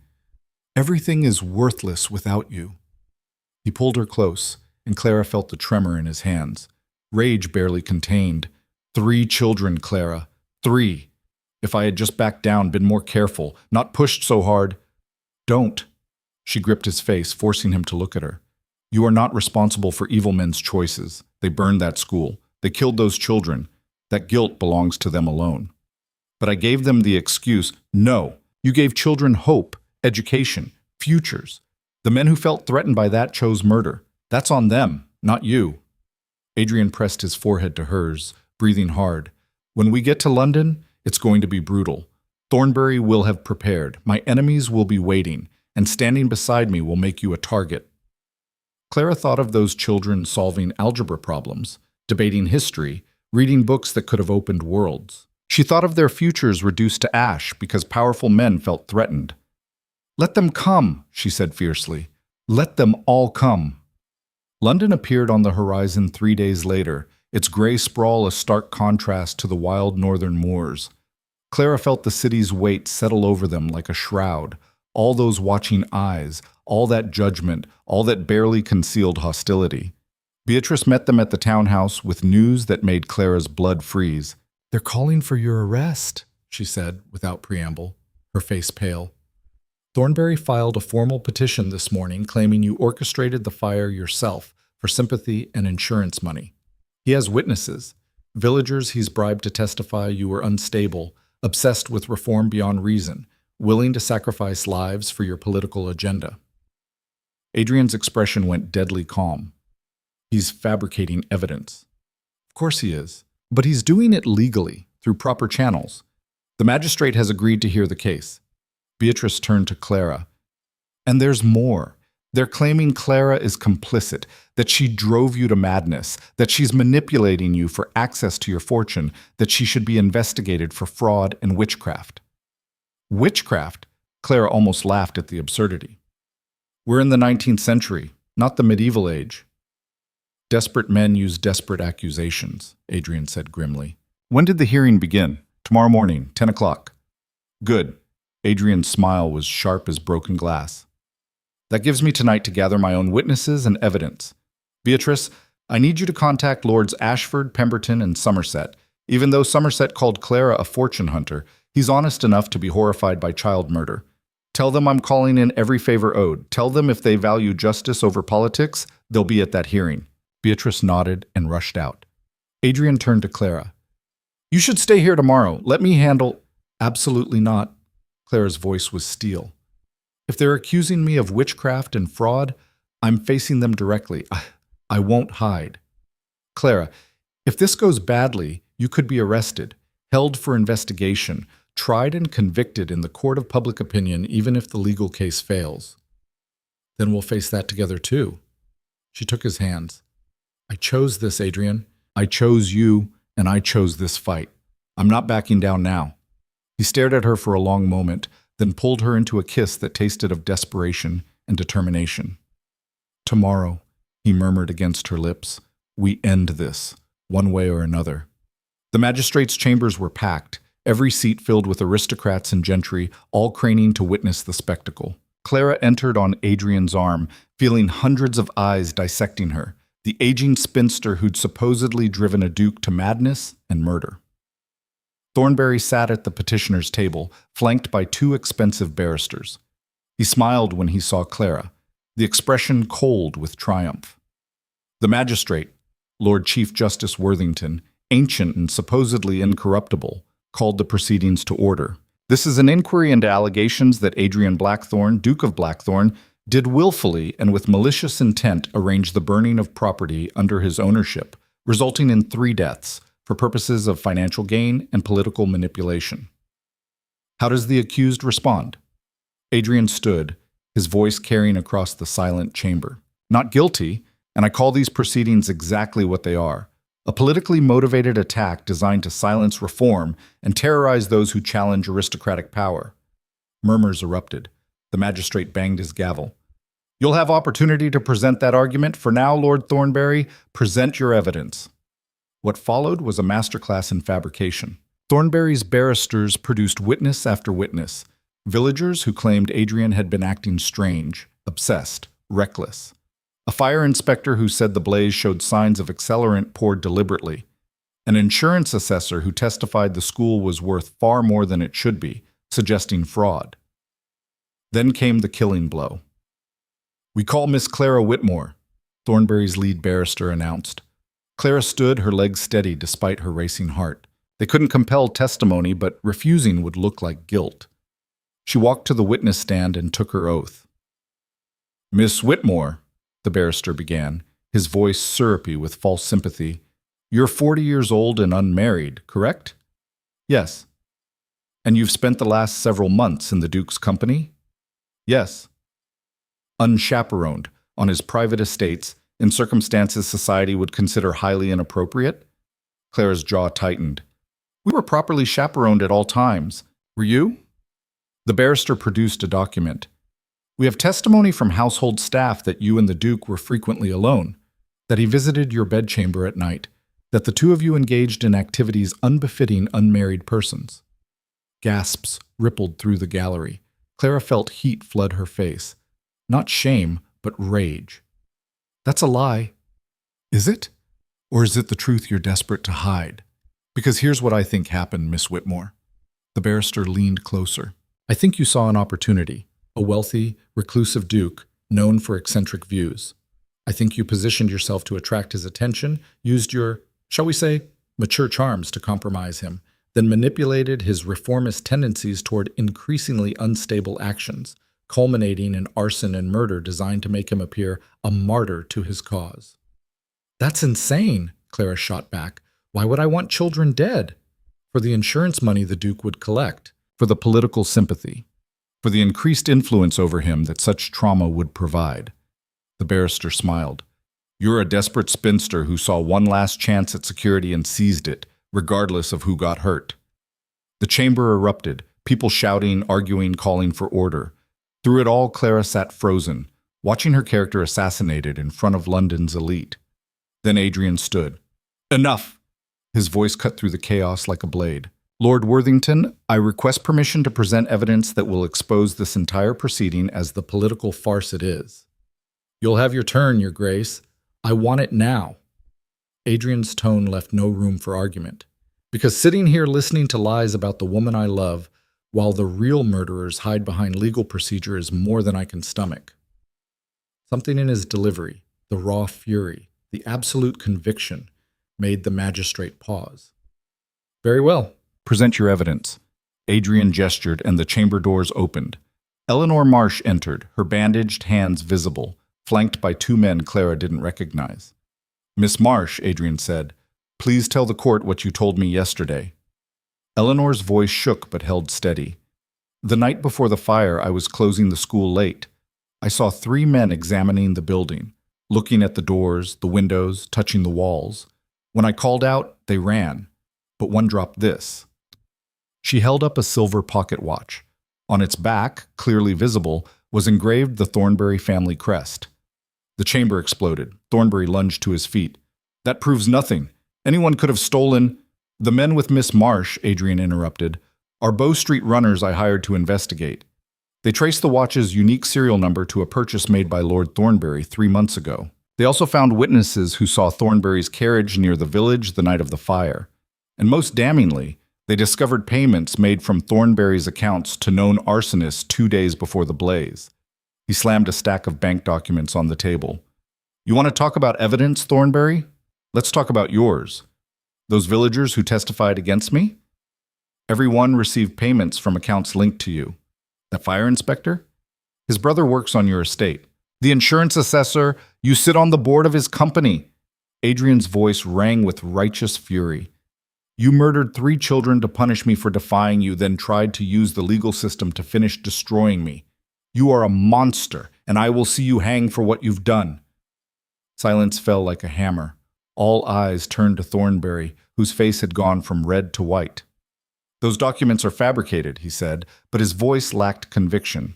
The Duke is desperate, making wild accusations. Then you won't mind, Lord Worthington said quietly, examining the bank records. If we adjourn these proceedings to allow thorough investigation of these materials. And in the meantime, Lord Thornbury, I'm placing you under house arrest pending resolution. You can't. I'm a peer of the realm. Who stands accused of murder, bribery, and perversion of justice? The magistrate's aged face was stone. Guards, escort Lord Thornbury to his residence. He is not to leave until this matter is resolved. As guards moved forward, Thornbury's mask finally cracked. He turned to Clara, his expression twisted with hatred. You, he spat. You started this.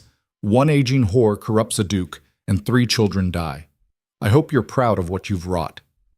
Adrian moved faster than Clara had ever seen him move. His fist connected with Thornbury's jaw with a crack that echoed through the silent chamber. The older man went down hard, blood streaming from his nose. That, Adrian said coldly as guards hauled him back, was for the children. The hanging will be for them too. Lord Worthington banged his gavel, his expression caught between shock and approval. This inquiry is adjourned. All parties will be notified when we reconvene. Court is dismissed. The chamber erupted into chaos. Clara sat frozen in the witness stand, watching guards drag a still-conscious Thornbury away, while aristocrats shouted and argued. Adrian pushed through the crowd to reach her, his knuckles bleeding. Are you all right? He demanded. Clara looked at him. This man who'd just struck a peer in open court, who'd exposed corruption in front of half of London, who'd risked everything to defend her honor, and felt something break open in her chest. I've never been better, she said, and meant it. They fought their way through the crowd and into a waiting carriage. The moment the door closed, Adrian pulled Clara into his arms, and she felt him shaking. I thought I'd lost you, he whispered against her hair, when they were destroying you up there, when I couldn't stop them. You did stop them. You destroyed Thornbury. Maybe. Or maybe I just made everything worse. He pulled back, his dark eyes searching hers. This isn't over, Clara. Even if Thornbury hangs, even if we're cleared of all accusations, London will never forget. They'll never accept us. Every door will close. Every friend will turn away.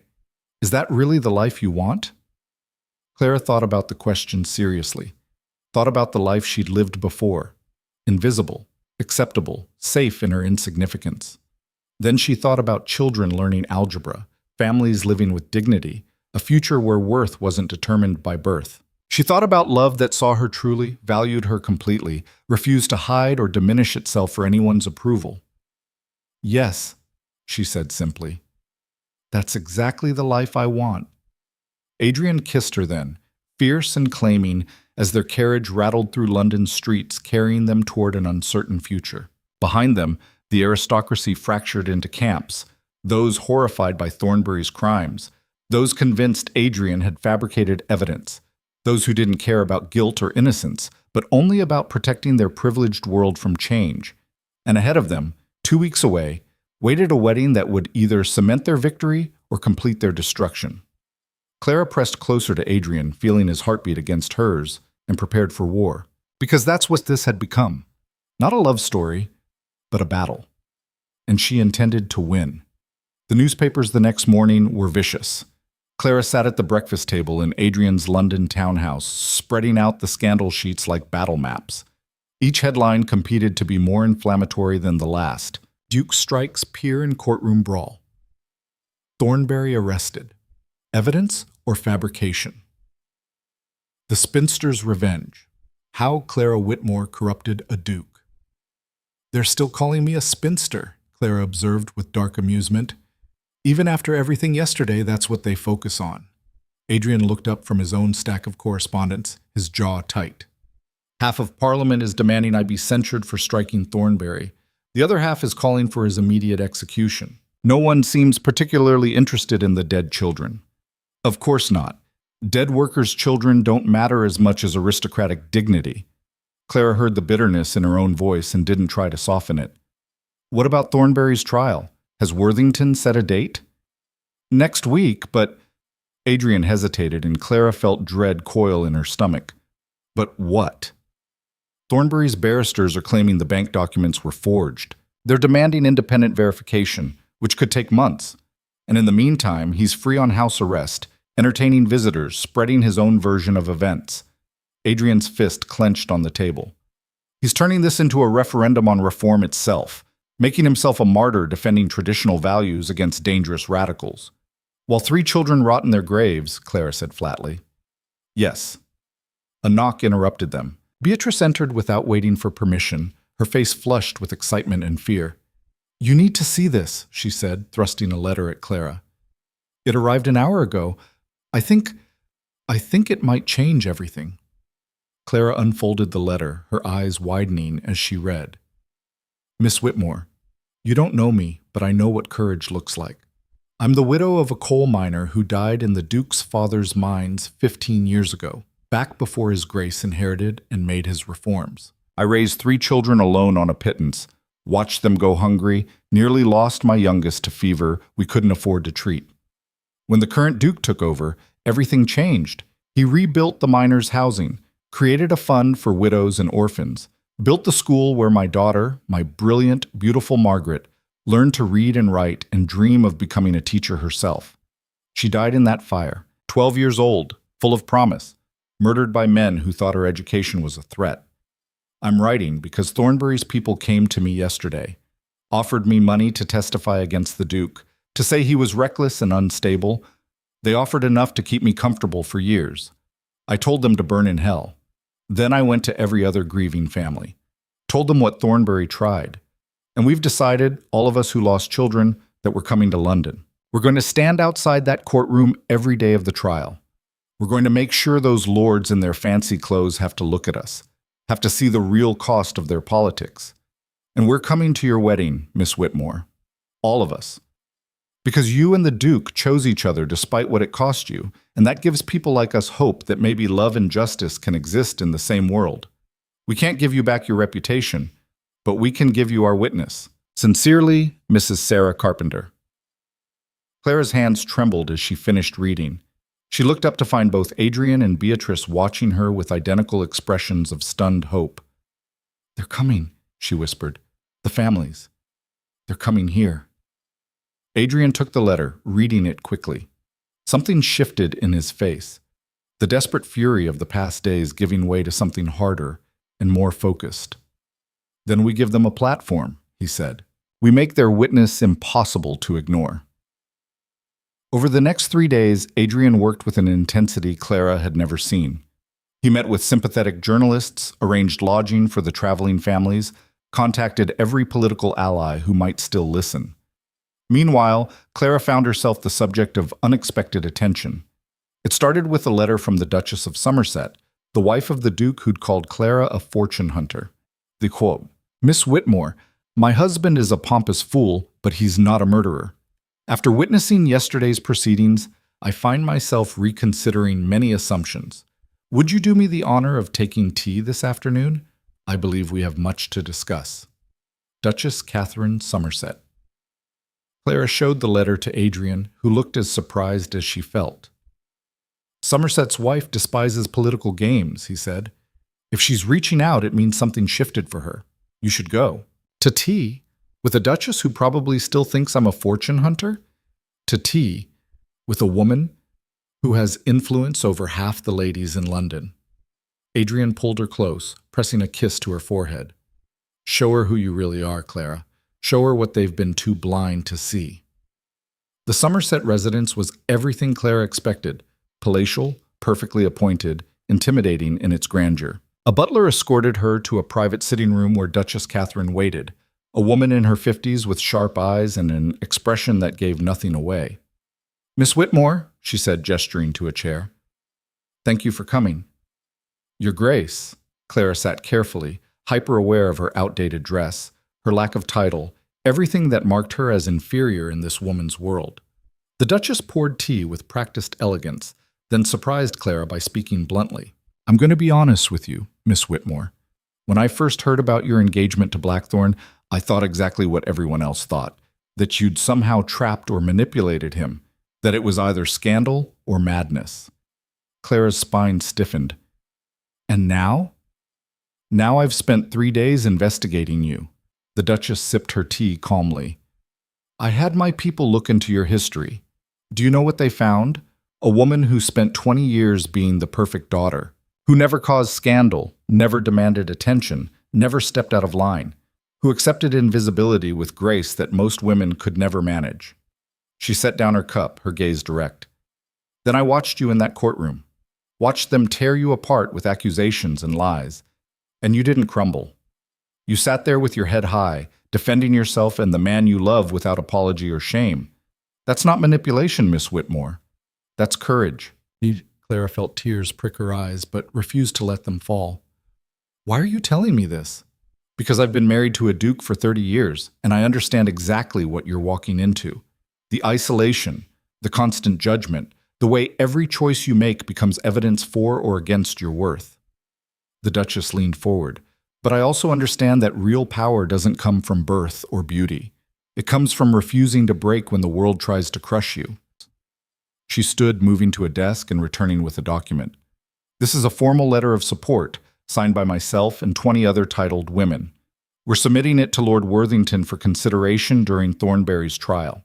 It states our collective opinion that the charges against you and the Duke are politically motivated fabrications, and that any woman who can inspire such devotion from a man of Blackthorne's character deserves respect, not condemnation." Clara stared at the signatures. Duchesses, countesses, marchionesses, women whose approval she'd never dreamed of receiving. "I don't understand," she whispered. "Why would you risk your reputations for me?" "Because some of us remember being young and invisible, being dismissed and underestimated. We climbed into power through marriages that had nothing to do with love, and we've spent decades maintaining that power through careful performance." The Duchess's smile was sad. "But you chose differently. You chose love over safety, truth over performance, courage over acceptance. That matters, Miss Whitmore, more than you know." Clara left the Somerset residence in a daze, clutching the letter like a talisman. When she returned to Adrian's townhouse, she found it filled with unexpected visitors. Lord Ashford sat in the drawing room, looking uncomfortable but determined. Beside him was Lord Pemberton, and in the corner, surprisingly, the Duke of Hartwell, one of the men who'd been most vocal in his criticism of Adrian's reforms. "Miss Whitmore," Ashford stood when she entered. "We were hoping to speak with you and His Grace together." Adrian emerged from his study, his expression wary.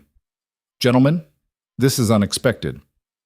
"We've been reviewing the evidence against Thornbury," Pemberton said without preamble. "My own investigators confirmed the bank transfers, the witness payments, all of it. The man is guilty, and what's more, he's been using our collective fear of reform to manipulate us into supporting him." He played us for fools, Hartwell added, his voice rough with anger. Made us think defending him was defending our class interests, when really we were defending a murderer. That doesn't sit well. Adrian's jaw tightened. I appreciate the acknowledgement, but 3 children are still dead. Which is why, Ashford interjected, we're here to offer support. Political support, financial support for rebuilding the school, public statements condemning Thornbury's actions. We can't undo what happened, but we can make sure justice is served and that reform continues. At what cost? Clara found herself asking. All 4 men turned to look at her. Forgive me, but a week ago you were all convinced Adrian was mad and I was a fortune hunter. Now you're offering support? What changed? Hartwell had the grace to look ashamed. We saw the evidence. We saw how Thornbury tried to manipulate the legal system. And we saw those families arriving in London this morning, mothers and fathers who lost children, walking through the streets carrying signs demanding justice. That changed things. Did it? Clara kept her voice level. Or did you simply realize that supporting Thornbury was politically untenable, and you're repositioning yourselves accordingly? Silence fell. Adrian moved to stand beside Clara, his hand finding hers. My fiancé raises a fair point, he said quietly. Your support is welcome, gentlemen, but only if it's genuine. I won't accept political expedience dressed up as moral awakening. Pemberton shifted uncomfortably. You want honesty? Fine. Yes, politics plays a role. Supporting Thornbury at this point would destroy our credibility. But that doesn't mean our horror at child murder is fabricated. Both things can be true. Can they? Clara challenged. Because I remember very clearly how you all treated me, the contempt, the dismissal, the assumption that I was worthless. You didn't reconsider those positions because you suddenly saw my value. You reconsidered because the political winds shifted. Miss Whitmore, Ashford began. No, Clara's voice cut through his protest. You want to support the Duke's reforms? Excellent. Do it. Fund the schools, improve workers' housing, create the change he's been fighting for. But don't pretend you're doing it out of sudden moral clarity. Do it because it's right, and because refusing to do it makes you complicit in the system that killed those children. She turned to Adrian. I need air. Excuse me. Clara fled to the garden before anyone could respond, her heart pounding with adrenaline and fury. She'd just publicly challenged 4 of England's most powerful lords. The old Clara, invisible Clara, would never have dared, but that Clara was dead. Footsteps behind her announced Adrian's presence. He didn't speak, just wrapped his arms around her from behind and held her while she shook. I ruined it, she whispered. They were offering support and I threw it back in their faces. You told them the truth, Adrian corrected. You reminded them that justice isn't about political convenience. That was exactly what they needed to hear. They'll withdraw their support now. Maybe. Or maybe they'll realize you're right and actually commit to genuine change. He turned her to face him. Clara, do you know what you just did?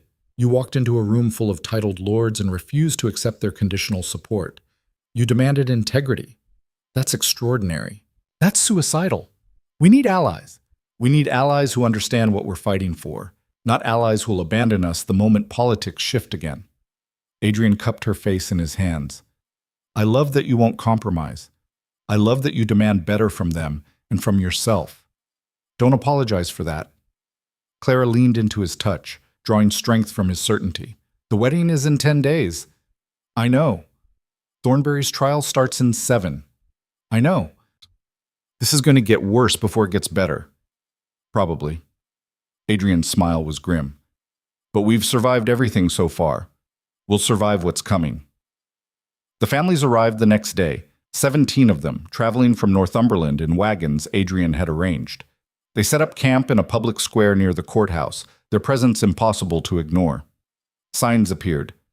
Justice for Thomas. Our children died for learning. Thornbury murdered our babies. London tried to ignore them at first, but the families didn't leave. They stood vigil from dawn to dusk, their grief visible and undeniable. Journalists came to interview them. Curious citizens stopped to ask questions. The scandal sheets that had been so eager to destroy Clara found themselves printing sympathetic profiles of mothers and fathers demanding justice for murdered children. Public opinion began to shift. It started slowly. Letters to editors condemning the fire, editorials questioning Thornberry's arrest. Then faster. Merchants refusing to serve Thornberry's household, society matrons cutting his wife at social functions, lords who'd initially supported him quietly withdrawing that support. The momentum built until even Thornberry's expensive barristers couldn't ignore it. Clara watched it happen with something like awe. She'd thought the battle would be fought in courtrooms and drawing rooms through legal maneuvering and political pressure. But the real power came from something simpler, grieving parents refusing to be silent. "They're changing everything," she said to Beatrice one evening as they watched the vigil from a discreet distance. "Those families. They're making it impossible for London to pretend workers' lives don't matter." "They're doing what you did," Beatrice replied, "refusing to be invisible, refusing to accept that their place in society means accepting injustice." She glanced at her sister. "You taught them that, you know. By choosing Adrian, by fighting for your right to matter, you showed them it was possible." Clara wanted to deny it, but watching Sarah Carpenter stand before journalists explaining how her daughter died dreaming of becoming a teacher, she understood what Beatrice meant. Her defiance had given others permission to be defiant. The trial began on a gray Monday morning with the courthouse surrounded by the vigil families and hundreds of curious Londoners. Clara sat in the gallery beside Adrian, acutely aware of every eye judging her presence, but she kept her spine straight and her expression calm, refusing to give anyone the satisfaction of seeing her flinch. Lord Worthington presided with stern authority. Thornberry sat at the defense table looking furious and cornered, his expensive barristers flanking him like guards. The prosecution presented evidence methodically, the pocket watch traced to Thornberry's purchase, bank records showing payments to the arsonists, witness testimony placing his carriage near the village. Thornberry's defense countered with claims of forgery, mistaken identity, conspiracy against a peer. It was technical and dry, the legal machinery grinding slowly toward truth or obfuscation. Clara found her attention drifting to the families in the gallery, their faces etched with exhaustion and grief. Their presence a silent rebuke to every lord trying to dismiss this as mere politics. Then the prosecution called Sarah Carpenter. The courtroom went silent as she took the stand, this small woman in her worn black dress facing down the entire aristocracy. She took her oath in a steady voice, then turned to face the prosecutor. "Mrs. Carpenter," he began gently, "please tell the court about your daughter." "Margaret was 12, Sarah said, her voice carrying despite its softness. "Brilliant girl. She loved mathematics and history. When the Duke built the school, she was one of the first students. Came home every day bursting with things she'd learned, questions she wanted answered. She wanted to be a teacher herself someday, wanted to give other children what she'd been given." Her voice cracked slightly, but held. "The night of the fire, she was sleeping in the dormitory. The older students stayed there during the week so they could study more. When I heard about the blaze, I ran 3 miles in the dark because I knew she was there. But by the time I arrived, the building was already gone. They found her body the next morning. She'd died trying to save the younger children, pushing them toward the windows." Several women in the gallery were crying openly now. Even some of the lords looked uncomfortable. "Mrs. Carpenter," the prosecutor continued, "did Lord Thornberry's people contact you after the fire?" "Yes. Man came to my door, said if I testified that the Duke had been acting strange, unstable, they'd pay me. Enough to live comfortably for years." "What did you tell them?" Sarah Carpenter looked directly at Thornberry, her gaze unwavering. "I told them my daughter died learning, died dreaming of a better future, and I wouldn't betray her memory for all the gold in England." The courtroom erupted. Worthington banged his gavel repeatedly, calling for order. Thornberry's face had gone purple with rage.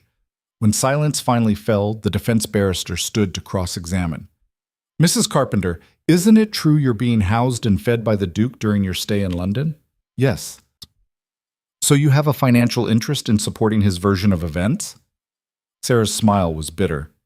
"Sir, I had a financial interest in taking your master's bribe. That would have set me up for life. The Duke's offering me temporary lodging while I seek justice for my murdered child. If you can't see the difference, you're too corrupted to understand it." The barrister flushed red and sat down without further questions. Over the next 2 days, other parents testified to similar experiences, bribery attempts. threats, pressure to blame the Duke. Each testimony chipped away at Thornbury's defense, building an undeniable picture of a man who'd murdered children to make a political point, then tried to buy his way out of consequences. On the third day, the defense called its final witness, Lord Edward Thornbury himself. He took the stand with aristocratic arrogance, his bearing suggesting this was all beneath his dignity. His barrister walked him through a carefully crafted story of coincidence and conspiracy, of evidence fabricated by the Duke to destroy a political enemy. Then the prosecutor stood for cross-examination. Lord Thornbury, you claim you had no knowledge of the fire before it occurred? None whatsoever. And the pocket watch found at the scene? Stolen from me months ago. I reported it missing. Did you? The prosecutor produced a document. Because we've checked with the Metropolitan Police, and there's no record of any such report. Thornbury's confidence flickered. I must have forgotten to file formal documentation. You forgot to report the theft of a valuable silver watch bearing your family crest? It wasn't that valuable. Then why engrave it with your crest? The prosecutor moved closer. Lord Thornbury, isn't it true that you and several other lords saw the Duke's reforms as a threat to aristocratic power? That you discussed ways to discredit him and force him to abandon his dangerous experiments? We had philosophical disagreements, yes. Did those disagreements include discussions of direct action? Of showing the Duke that there were consequences for defying traditional order? This is outrageous. Did you or did you not say, in the presence of Lord Ashford and Lord Pemberton, that someone needed to make Blackthorn understand the cost of his rebellion? Silence. Thornbury's face had gone white. I want to remind you, Lord Thornbury, that you're under oath, the prosecutor said quietly, and that Lord Ashford has already submitted a signed statement confirming you made that exact statement at White's Club 6 weeks before the fire. The courtroom held its breath. Thornbury looked around desperately, seeing no escape. I meant politically, political consequences. I never advocated violence, and yet 3 children are dead, and all evidence points to arsonists you personally hired and paid. The prosecutor's voice cut like a scalpel. How do you explain that, my lord? Thornbury broke. Clara watched it happen, saw the moment his arrogance crumbled and fear took over. His hands shook. His voice lost its authority. They were supposed to scare him, he whispered. Burn the empty school when no one was inside. Make him understand he couldn't just ignore the social order. But those idiots, they went on the wrong night when the students were there. His barrister leaped up, trying to stop him, but it was too late. I never meant for children to die, Thornbury continued, the words pouring out. It was supposed to be a warning, not a massacre. But Blackthorn, he pushed and pushed, flaunting his radical ideas, courting that woman to prove he didn't care what society thought. Something had to be done. So you hired arsonists to burn the school, the prosecutor said, his voice deadly calm. Yes, but not when... You hired arsonists. You paid them. You ordered the attack. And 3 children died as a direct result of your actions. It wasn't supposed to... Thornbury stopped, seeming to finally hear himself. The color drained from his face. I invoke my right to cease testimony. The court has heard enough, Worthington said, his ancient voice hard as iron. Lord Thornbury, you are hereby remanded to custody pending sentencing. Bailiffs, take him. The courtroom exploded into chaos. Guards moved forward to seize Thornbury, who seemed to shrink before their eyes.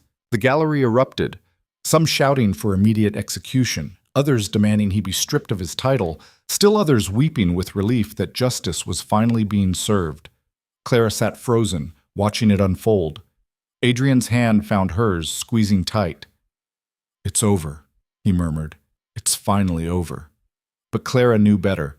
The trial might be finished, but the battle was just beginning. Because Thornbury's confession had exposed something the aristocracy desperately wanted to keep hidden, that their power depended on violence and intimidation, and that they would murder children to maintain it. That truth couldn't be ignored anymore. Outside the courthouse, the Vigil families gathered in a circle, holding each other and weeping. Sarah Carpenter stood in the center, her face upturned to the gray London sky, tears streaming down her cheeks. Clara approached slowly, uncertain of her welcome. But when Sarah saw her, the older woman's face broke into a painful smile. Thank you, Sarah whispered, "for making him see us, for refusing to be invisible yourself, so we could refuse to be invisible too." Clara pulled the grieving mother into an embrace, both women crying now. Around them, other families joined until Clara stood in the center of a circle of grief and gratitude. All these people whose lives had been torn apart, but who'd found the courage to demand justice. "The school," Clara said when she could speak. "We're rebuilding it, larger, better, with a memorial garden for the children who died. And we're building more. Schools in every village, every town, every place where children deserve a future." "Can you do that?" someone asked. "Will they let you?" Clara looked back at the courthouse, where lords were filing out with expressions ranging from horror to grim satisfaction. She saw the Duchess of Somerset watching from a distance, her face approving. Saw Lord Ashford speaking with journalists, his statement condemning Thornbury's actions. Saw the shift happening in real time, the aristocracy fracturing between those who would cling to the old ways and those who saw reform as inevitable. "They can't stop us," she said with certainty. "Not anymore. Because you proved something today that terrifies them, that ordinary people have power when they refuse to be silent, that justice matters more than social order, that children's lives have value regardless of their birth." She turned back to the families, her voice strengthening. "So yes, we're building those schools. We're creating those futures. And anyone who tries to stop us will face what Thornbury faced. Not just legal consequences, but the absolute moral condemnation of people who know right from wrong." Sarah Carpenter gripped her hand. "You're going to be a duchess?" "Yes." "Will you remember us? When you're in your fine manor with servants and power, will you remember what this felt like?" Clara looked at this woman who'd lost her daughter but refused to lose her courage, and made a vow she intended to keep for the rest of her life. "Every single day," she said, "I will remember every single day." That evening, Clara and Adrian stood on the balcony of his townhouse, watching the sun set over London. Below, the city continued its chaotic existence, but something had fundamentally shifted. The Vigil families were packing to return north, their purpose accomplished. The newspapers were running stories about Thornbury's confession and the need for reform. Society was arguing, fracturing, beginning the slow process of change. 6 days until the wedding, Adrian said quietly. "Are you having second thoughts?" Clara asked, only half joking. "Not for a single moment." He pulled her close. "Are you?" Clara thought about everything that had happened. The scandal, the accusations, the trial, the battles still ahead. Thought about the life she was choosing, the enemies she was making, the comfortable invisibility she was abandoning forever. Then she thought about children learning, families living with dignity, justice being served, and a future where love mattered more than social standing. "No second thoughts," she said firmly, "only certainty." Adrian kissed her as the sun disappeared below the horizon, and Clara felt something settle in her chest. Not peace, because the battles were far from over, but confidence, purpose, the absolute knowledge that she'd chosen correctly. In 6 days, she would become a duchess, and then the real revolution would begin. The morning of the wedding, Clara woke to find London blanketed in fog. She stood at the window of Adrian's townhouse, her last morning as Miss Clara Whitmore, watching the city disappear into gray mist. Somewhere out there, people were already forming opinions about today, already deciding whether this wedding represented victory or catastrophe, love or delusion, hope or the final proof of a duke's madness. Clara found she didn't care anymore. "You're awake early," Beatrice said from the doorway, already dressed. "Nervous?" "Terrified," Clara admitted. "But not about marrying Adrian, about everything that comes after." Her sister crossed the room to stand beside her, both women staring out at the fog-shrouded city. "Father sent a letter last night." Clara's heart stuttered. "And?" "He's not coming. Says he can't be seen supporting what he calls this unfortunate spectacle. Mother will attend, but only because she's too afraid of the Duke's displeasure to refuse." Beatrice's voice was carefully neutral. "I'm sorry." Clara had expected this, but the confirmation still hurt. Her father had chosen social standing over his own daughter. Again. "It doesn't matter," she lied. "Yes, it does." Beatrice took her hand. "It matters that the man who should love you unconditionally chose to abandon you instead. It matters. And it's cruel. and you're allowed to grieve it. The tears came then, not for the wedding, but for the father she'd never really had. For the 20 years she'd spent trying to earn his approval, only to discover that approval was conditional on her accepting invisibility. For the family she was losing by choosing herself. Beatrice held her while she cried, saying nothing, just being present. When Clara finally pulled back, her sister's face was fierce. "Their loss," Beatrice said. "Father and everyone like him. They're so busy protecting their precious social order that they're blind to what actually matters. But you see it. You've always seen it, and today you're proving that seeing clearly is worth more than being accepted." Clara wiped her eyes, steadying herself. "When did my little sister become so wise?" "When my older sister showed me how to be brave."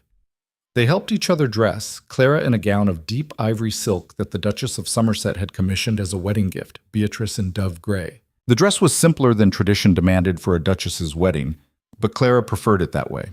She wasn't performing for society anymore. Downstairs, chaos reigned. Mrs. Blackwood directed servants with military precision, preparing for the journey to Blackthorn Manor where the ceremony would occur. Adrian had left at dawn with his valet and closest staff, maintaining the tradition that groom and bride shouldn't see each other before the wedding. Clara's mother hovered anxiously, clearly torn between duty and disapproval. "Clara," Margaret Whitmore said as they prepared to depart, her voice strained, "are you absolutely certain about this?" "More certain than I've ever been about anything." Her mother's face crumpled slightly. "I wanted so much more for you. A normal life, a respectable marriage to someone of your own class, children and grandchildren, and a place in society where you belonged." "I never belonged there, Mother. You know that." Clara kept her voice gentle. "I spent 40 years trying to fit into a world that didn't want me. Now I'm choosing a different world, one I'm helping build. That's more than I ever dreamed possible. But the scandal will fade, or it won't. Either way, I'd rather be scandalous and seen than respectable and invisible." Clara kissed her mother's cheek. "I love you, but I'm done living for other people's approval." The journey to Northumberland took 2 days by train, a modern convenience that cut the travel time in half. Clara spent the hours watching the landscape change from London's urban sprawl to countryside to the wild northern moors, feeling her anxiety shift to anticipation. Adrian's letters had arrived daily during the 6 days of preparation, each one making her smile despite the chaos. He wrote about the manor preparations, the arriving guests, the workers' village children making flower garlands. But mostly he wrote about his impatience to marry her, his certainty that they were building something that mattered, his absolute conviction that choosing her was the best decision he'd ever made. "Clara," his final letter read, "in 24 hours, you'll be my wife." That sentence alone makes me happier than seems reasonable for a man known for his grim disposition. "I can't wait to spend the rest of my life proving to you that love and revolution can coexist, and that you are always worth fighting for." Clara kept that letter in her pocket as their carriage finally approached Blackthorn Manor. The fog had cleared here, revealing brilliant autumn sunshine that painted the massive stone edifice in warm gold. And gathered in the courtyard, impossibly, beautifully, stood hundreds of people, workers from the estate and village, their Sunday best carefully mended. The families who'd traveled to London for the trial, their grief-worn faces breaking into smiles. Tenant farmers and shopkeepers and servants, all gathered to witness a duke marry a woman society deemed unworthy. "They came," Clara whispered. "All of them came." Mrs. Blackwood appeared at the carriage door, her stern face softening into something almost maternal. "His Grace gave everyone the day off," Miss Whitmore. Said this wedding was about more than just two people joining their lives. Said it was about proving that worth has nothing to do with birth or beauty or age, and that everyone who understood that truth was welcome to witness it. Clara stepped from the carriage into afternoon sunlight and genuine welcome. Sarah Carpenter pushed through the crowd, throwing her arms around Clara with fierce affection. "You look beautiful," Sarah said, tears streaming down her face. "Like everything good we've been fighting for." More embraces followed. Eleanor Marsh, the teacher with her healing hands still wrapped, John Carpenter and his son. Women Clara had met during the trial, children from the village clutching wildflowers. All these people whose lives had been touched by Adrian's reforms and who saw this wedding as validation that their dignity mattered. The ceremony was set for 4 o'clock in the Manor's chapel, a small stone building that could hold perhaps 60 people. But Adrian had thrown open the doors and windows so the overflow crowd could witness from outside. As Clara entered with Beatrice at her side, she saw the chapel packed with an impossible mixture of classes and stations. The Duchess of Somerset sat in the front row beside workers' wives. Lords who'd supported Adrian's reforms mingled with tenant farmers. Eleanor Marsh stood near the altar as Clara had requested, representing the children who would never witness this day. Even Lord Ashford had come, looking uncomfortable but determined. And at the altar, dressed in formal black but with his hair still unfashionably long, stood Adrian. He turned as Clara entered, and the expression that crossed his face made her breath catch. Not just love, though that was there, burning bright and undeniable, but recognition, pride, absolute certainty that this woman walking toward him was worth every battle, every scandal, every consequence yet to come. Clara walked the aisle alone, refusing to be given away like property. Her mother wept quietly in her seat. Beatrice followed behind, carrying wildflowers the village children had gathered. And with every step, Clara felt herself transforming, shedding the last vestiges of the invisible woman she'd been, and stepping fully into whoever she was becoming. The vicar began the ceremony with traditional words made strange by context. How many times had these same promises been spoken between people who barely knew each other, marriages arranged for property and alliance rather than love? But here, in this moment, the words carried different weight. "Do you, Adrian James Blackthorne, take this woman?" "I do," Adrian interrupted, unable to wait for the question's completion. Laughter rippled through the chapel. The vicar looked scandalized but continued. "Do you, Clara Elizabeth Whitmore, take this man?" "I do," Clara echoed, and felt the words settle into her bones like truth finally spoken aloud. Adrian slipped his grandmother's emerald ring onto her finger, the ring she'd worn for 6 days already, but now with new meaning. When the vicar pronounced them married, Adrian pulled Clara into a kiss that was entirely inappropriate for a church setting and utterly perfect anyway. The chapel erupted in cheers. Outside, the crowd took up the celebration, their voices carrying across the moors. Clara heard workers shouting congratulations, children laughing, women weeping with happiness. This wasn't the cold, formal, aristocratic wedding London expected. This was joy, messy, genuine, democratic joy that made no distinction between duchess and farmer's wife. The reception filled the manor's great hall and spilled into the courtyard. Long tables had been set up groaning with food, not the delicate canapes of London society, but hearty fare that could feed hundreds. Musicians played in corners, and within minutes people were dancing without regard for proper partnering or class divisions. Clara found herself swept into conversations with people she'd never have met in her old life. A weaver's wife who'd named her daughter Margaret after Sarah Carpenter's lost child. A farmer who explained how Adrian's profit-sharing system had let him buy his own small plot. A young woman who'd been the first girl in her family to learn reading and now dreamed of becoming a writer. "Your Grace," the young woman said shyly, testing Clara's new title, "do you think women like me could really become writers, or teachers, or anything beyond what we're born to?" Clara thought about her own 40 years of being told her worth was determined by marriage prospects and age. Thought about the children who'd died for daring to dream of education. Thought about every person who'd been crushed under the weight of society's arbitrary rules. "I think," Clara said carefully, "that the world is changing. Slowly, with setbacks and resistance, but changing nonetheless. And I think that women like you, women who refuse to accept that their birth determines their destiny, are the ones changing it. So yes, I think you could become whatever you're brave enough to fight for." The young woman's face blazed with hope. She curtsied, the gesture awkward but sincere, and disappeared into the crowd. "You're good at this," Adrian said, appearing beside Clara with 2 glasses of wine. "Being a duchess, giving people hope." "I'm terrified I'll fail," Clara admitted. "That I'll disappoint them all." "Impossible. You've already proven that worth isn't about birth or beauty or fitting society's expectations. Just by existing as yourself, you've changed what people think is possible." He pulled her close, lowering his voice. "Dance with me." They took the floor as the musicians struck up a waltz, the same dance that had started everything in Lady Pemberton's ballroom months ago. But everything had changed since then. Clara was no longer the invisible spinster counting crystals. Adrian was no longer the reclusive duke hiding from society. They were partners now, equals, building something neither could create alone. "What are you thinking?" Adrian asked as they turned. "That this is the happiest I've ever been, and that I'm waiting for something to destroy it." "Nothing will destroy this." His grip tightened. "We've survived everything London could throw at us. Scandal, accusations, actual arson. We've won, Clara. Now we get to build the future we fought for." But even as he spoke, a commotion at the hall entrance drew their attention. The crowd parted, revealing an unexpected guest. Clara's father stood in the doorway.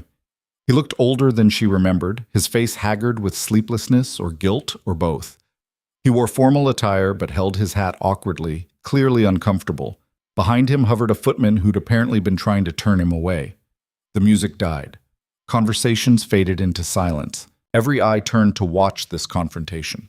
Clara's first instinct was fury, that her father would dare come now, after refusing to attend the ceremony, after abandoning her when she needed him most. But as she studied his face, she saw something that tempered her anger. Shame. Adrian moved to step forward, but Clara stopped him with a hand on his arm. This was her battle.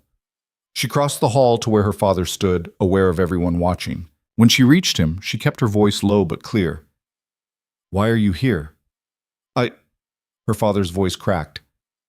"I made a mistake, Clara. I let fear and pride convince me that protecting our social position mattered more than supporting my daughter. I was wrong." "You were more than wrong. You were cruel." Clara kept her voice steady despite the emotion roiling in her chest. "You chose society's approval over your own child. You let me believe I was worthless because I didn't fit your expectations." "I know." Tears gathered in her father's eyes, the first time Clara had seen him cry since childhood. "I know, and I can't undo it, but I watched the trial. I saw how Thornberry fell because he valued tradition over humanity. I saw those families fighting for their children's futures, and I realized—" His voice broke completely. "I realized I was exactly like him, willing to sacrifice what mattered most to maintain an illusion of respectability." He looked at her directly, his face ravaged with regret. "You are the bravest person I know, Clara. You stood up to everyone, including me, to fight for what you believed in. You chose love over safety, truth over comfort, courage over acceptance. And I was too blind to see that those choices made you extraordinary, not shameful." Silence stretched. Clara could feel hundreds of people holding their breath, waiting to see if she would offer forgiveness or send him away in shame. "I spent 40 years trying to earn your approval," she said quietly. "Trying to be the daughter you wanted, obedient, invisible, accepting my place. It nearly destroyed me. And even now, even with everything I've accomplished, part of me still craves your validation." Her father flinched as though she'd struck him. "But I don't need it anymore," Clara continued, her voice strengthening. "I don't need you to approve of my choices or validate my worth. I found people who see my value without conditions, who love me for who I am, not who they wish I'd be." "I understand." Her father's shoulders slumped. "I'll leave. I needed you to know that I was wrong, that I'm sorry, that I'm proud of you, even though I have no right to be." He turned to go, but Clara caught his arm. "Wait." Her father looked back, hope and fear warring on his face. Clara took a deep breath, feeling the weight of 40 years of hurt and rejection. She could send him away. It would be justified, even righteous. He'd earned that consequence. But she thought about the young woman who'd asked if she could become a writer, thought about Sarah Carpenter choosing justice over bribery, thought about Adrian fighting to prove that people could change, could become better than their worst impulses. "You can stay," she said quietly. "Not because you've earned it, but because I'm choosing mercy over vindication. But understand, you don't get to be my father again just by showing up. You have to prove through actions, not words, that you've actually changed. Can you do that?" Her father's face crumpled with relief and determination. "I'll spend the rest of my life proving it." Clara nodded once and turned back to Adrian, who'd been watching the entire exchange with careful attention. He offered his hand and she took it, letting him pull her close. "You're kinder than I would have been," he murmured. "Or more foolish. Time will tell." Clara glanced back at her father, who'd been absorbed into conversation by Beatrice and their mother. But I'm tired of letting anger poison my happiness. He doesn't get to ruin this day. Nothing could ruin this day. Adrian kissed her forehead. You're my wife now. That makes everything else irrelevant. The celebration continued into the evening. At some point, Sarah Carpenter stood on a chair and called for silence. I want to say something, she announced, her voice carrying across the crowded hall. 6 weeks ago, I lost my daughter. Lost her to men who thought children like her were threats that needed eliminating.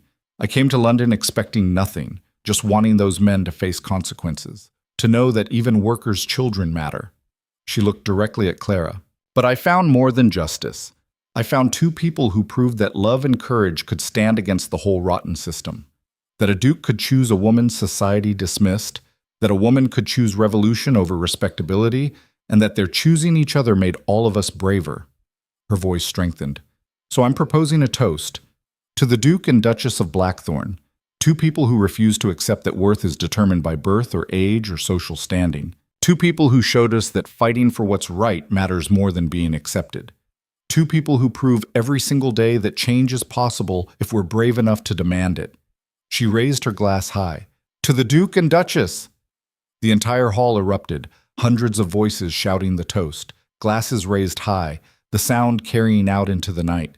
Clara felt tears streaming down her face, but for once they were tears of joy rather than pain. Adrian pulled her into his arms, holding her while the celebration swirled around them. This is what we're building, he said. This moment right here. People from every class and background celebrating together because they see the possibility of something better. This is the revolution, Clara. Not violence or rhetoric, but human connection that refuses to accept arbitrary boundaries. It's terrifying, Clara whispered. The responsibility of it all. It's also beautiful, and we're doing it together. The evening shifted into night. The crowd gradually thinned as families returned to their homes, as travelers sought their lodgings, as the manor settled into relative quiet. Clara found herself on the same balcony where Adrian had proposed, looking out over the dark moors with her husband. Husband, that word still felt strange and wonderful, beside her. What happens now, she asked. Now we rebuild the school. Bigger, better, with a memorial for the children we lost. We establish more schools across all my holdings. We continue pushing for reform in Parliament, even though half the lords will fight us every step. Adrian pulled her close. We live our lives proving that love and justice aren't naive fantasies. They're choices we make every day.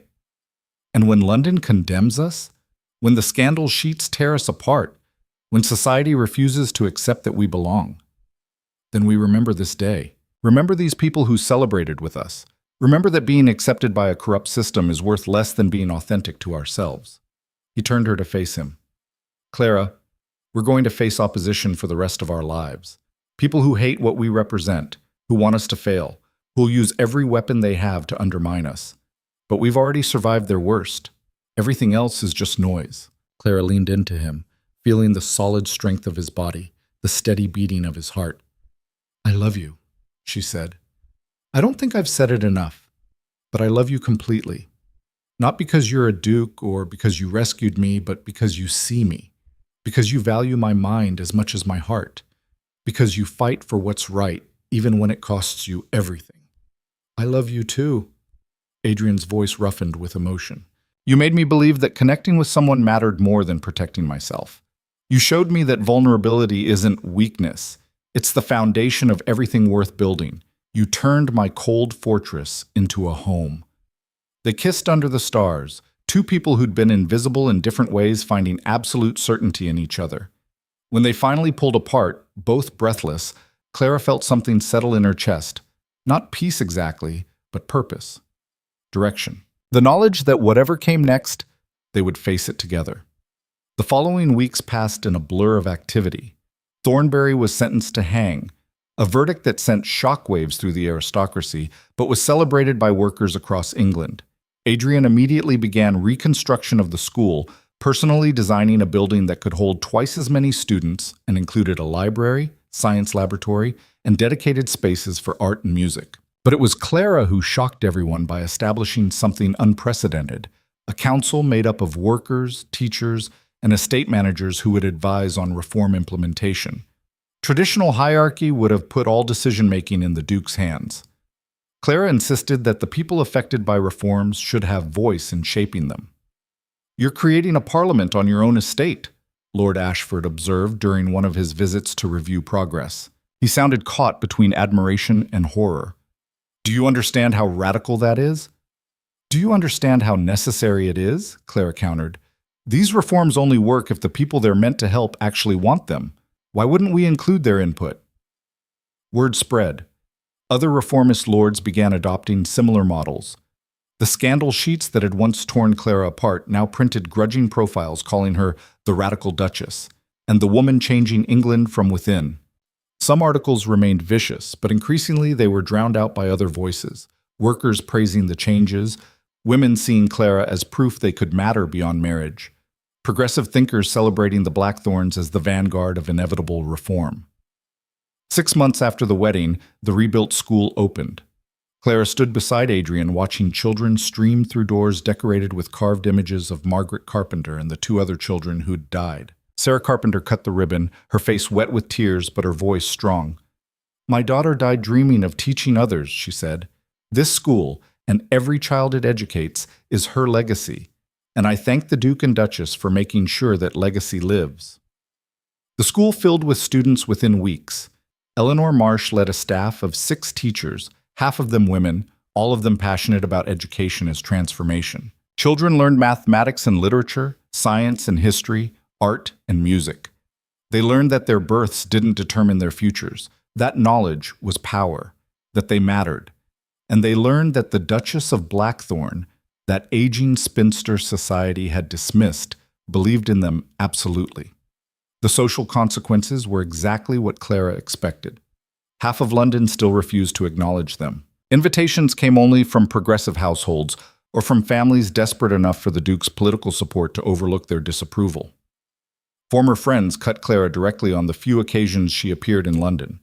The scandal sheets printed occasional vicious reminders that she was an upstart fortune hunter who'd corrupted a duke. But Clara discovered something liberating. She genuinely didn't care. When Lady Hertford deliberately turned her back in a London shop, Clara simply smiled and continued her shopping. When a scandal sheet published a cartoon depicting her as a witch ensnaring a helpless duke, she framed it and hung it in their private study. When lords muttered that she'd destroyed Blackthorn's political effectiveness, Adrian responded by securing passage of 3 major reform bills with support from the growing progressive faction. "You've stopped caring what they think," Beatrice observed during one of her frequent visits to Blackthorn Manor. Her sister had transformed as well. More confident, more willing to speak her mind, currently refusing 3 marriage proposals because none of the men interested her enough. "I care what people I respect think," Clara corrected, "and none of them are society matrons clutching their pearls over my existence." A year after the wedding, Clara discovered she was pregnant. The news sent shockwaves through London society. She was 41, well past the age most women bore children. Doctors warned of complications, urged bed rest and caution. Society whispered that the pregnancy proved either divine intervention or unholy interference, depending on their position regarding the Blackthorns. Clara ignored all of them and continued her work. She attended council meetings until her 8th month. She reviewed school curricula and budget proposals. She met with workers' families and corresponded with other duchesses interested in reform. When her mother begged her to slow down, to rest, to act appropriately for a duchess carrying the heir, Clara laughed. "Mother, I spent 40 years acting appropriately and it nearly killed me. I'm not going back to that just because society has opinions about pregnant duchesses." The labor was difficult. Clara wouldn't lie about that even to herself. For 26 hours, she labored in the same manor where she'd married Adrian, attended by the finest doctors Adrian's money could hire, and by Sarah Carpenter, who refused to leave her side. "You can do this," Sarah whispered during the worst contractions. "You've survived everything else. You can survive this too." And Clara did. At dawn on a spring morning, she delivered a healthy son, small but strong, with Adrian's dark eyes and a cry that announced his presence to the entire manor. "He's perfect," Adrian breathed, cradling their son with hands that shook. "Clara, he's absolutely perfect." Clara, exhausted but elated, watched her husband fall completely in love with their child and felt something shift in her chest. This baby, this impossible, miraculous baby, represented everything they'd fought for. Proof that age didn't define worth, that society's rules were arbitrary and changeable, that choosing each other had created something beautiful. "What should we name him?" Adrian asked. Clara thought about Margaret Carpenter and the other children who'd died for daring to dream. Thought about all the battles fought and won, all the people who'd stood with them when society turned away. "Thomas," she said. "Thomas Adrian Blackthorne, so we never forget what his future cost." News of the heir's birth spread across England within days. It should have silenced the critics, proved that the marriage was legitimate and blessed. Instead, it ignited fresh controversy. The conservative lords declared it impossible. Clara was too old, there must be fraud or secret parentage. Progressive factions celebrated it as evidence that medical science was advancing and social rules were outdated. The scandal sheets published everything from congratulations to conspiracy theories. But in the workers' village, in the schools Adrian had built, in households where Clara's existence proved that invisible women could matter, in all those places, Thomas Blackthorne's birth was celebrated as victory. The christening took place 3 months later in the Manor's chapel, attended by the same impossible mixture of classes that had witnessed the wedding. Sarah Carpenter stood as godmother alongside the Duchess of Somerset. Workers' children presented hand-carved toys. Eleanor Marsh read poetry written by students celebrating the young heir. "This is what we're leaving him," Clara said to Adrian as they stood watching their son sleep that night. "Not just wealth and title, but a world where those things matter less than character and courage, where the arbitrary accidents of birth don't determine human worth." "We're leaving him hope," Adrian agreed. "The same thing you gave me when you chose to see past my title to the man underneath. The same thing those families gave us when they refused to be silent. Hope that people can change, systems can evolve, and love can stand against the entire weight of tradition." 2 years later, Clara gave birth to a daughter, Margaret Sarah Blackthorne, named for the child who'd died, and the mother who'd refused to let that death be meaningless. Society was forced to accept what it had claimed impossible, that Clara Whitmore, the aging spinster they'd dismissed, had created a family and secured a legacy. But the real legacy wasn't children or reform bills or schools, though all those mattered. The real legacy was visible in the young women who came to Clara for advice, asking if they could become doctors or lawyers or scholars despite society's disapproval. In the workers who negotiated for better conditions because the Duke's reforms proved improvement was possible. In the progressive lords who used the Blackthorne model to implement changes on their own estates. In the marriages formed between equals rather than for property, because Clara and Adrian proved love could be the foundation. 5 years after the wedding, Clara stood in the rebuilt school watching students present their year-end projects. A boy Thomas's age explained a working steam engine he'd designed. 2 girls demonstrated chemical reactions. A young woman read an essay about women's suffrage that would have scandalized London, but made Eleanor Marsh beam with pride. "They're brilliant," Clara said to Sarah Carpenter, who'd become a permanent fixture at the school, helping manage younger students. "Every one of them." "They're what Margaret could have been," Sarah replied, her voice thick with emotion. "They're the future she died fighting for, and they exist because you and the Duke refused to accept that their potential should be wasted." That evening, Clara found Adrian in his study reviewing parliamentary correspondence. She leaned against the doorframe, watching him work. This man who'd walked across a ballroom to dance with an invisible woman and thereby changed both their lives completely. "Do you ever regret it?" she asked. "Choosing me? Everything it cost you?" Adrian looked up, his expression shifting from concentration to something softer. "Not for a single moment. Do you?" Clara thought about the question seriously. Thought about the battles fought, the friendships lost, the constant opposition from people who wanted them to fail. Thought about the exhaustion of constantly proving their worth, the pain of family rejection, the knowledge that half of society would never accept them. Then she thought about Thomas sleeping upstairs, about Margaret babbling in her nursery, about students learning and families thriving and a world slowly, grudgingly changing because 2 people had refused to accept that worth was determined by age or birth or social standing. "Not for a single moment," she echoed. Adrian stood, crossing to pull her into his arms. They stood together in the quiet study, 2 people who'd found each other against impossible odds and built something that mattered. I love you, he said, for your courage, your intelligence, your absolute refusal to let anyone diminish you. You made me believe that connecting with someone was worth the vulnerability it required. You showed me that love wasn't weakness, but the foundation of everything important. I love you too, Clara replied, for seeing me when everyone else looked through me, for valuing my mind as much as my heart, for building a world where our children won't have to choose between authenticity and acceptance. They kissed as the sun set over Blackthorn Manor, two people who'd survived scandal and opposition and hatred to create a legacy of hope. Because that was the truth Clara had discovered, the truth she'd spend the rest of her life proving to anyone brave enough to listen. She'd spent 40 years being invisible, being dismissed, being told her worth was determined by marriage prospects and age. 40 years accepting that women like her were failures, cautionary tales, ghosts haunting the margins of society. But she'd been wrong. She wasn't worthless. She wasn't invisible. She wasn't a failure. She was simply waiting for the moment when she'd stop performing for others and start living for herself. Waiting for someone who would see her true value. Waiting to prove that courage mattered more than compliance, that love was worth fighting for, that changing the world required refusing to accept its arbitrary rules. And when that moment came, when a duke walked across a ballroom and extended his hand to a woman society had already buried, Clara had made the choice that defined the rest of her life. She'd chosen to be seen. 20 years later, Clara stood in the House of Lords watching her husband deliver a speech about universal education. She was 60 years old now, her hair silver, her face lined with age that society had once taught her to fear.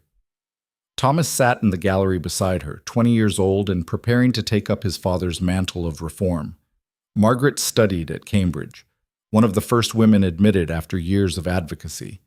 The Lords listened to Adrian with respect now, even those who disagreed, because the Blackthorn reforms had worked. Workers were more productive when treated with dignity. Education created innovation rather than threatening stability. Shared prosperity benefited everyone.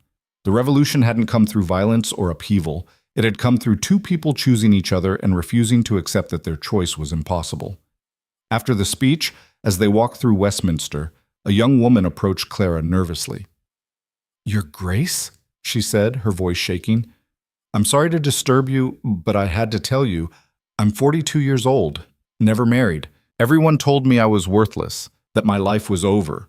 But I read about you, about how you refused to accept that narrative, and it gave me courage to pursue my real dream.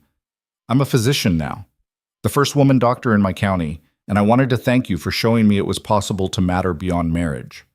Clara took the young woman's hand, seeing herself in those frightened but determined eyes. "You didn't need me to make you valuable," Clara said gently. "You always mattered. You just needed permission to believe it. Consider that permission granted. Now go change the world." The woman left with tears in her eyes and fire in her spine. Adrian pulled Clara close, pressing a kiss to her temple.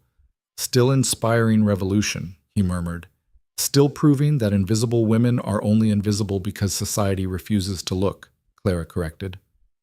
They walked home through London streets that had once whispered such cruel judgments, and Clara felt nothing but peace. She'd survived everything: scandal, contempt, actual attempts on their lives from conservative extremists who hated what they represented. She'd raised children who understood that worth came from character rather than birth.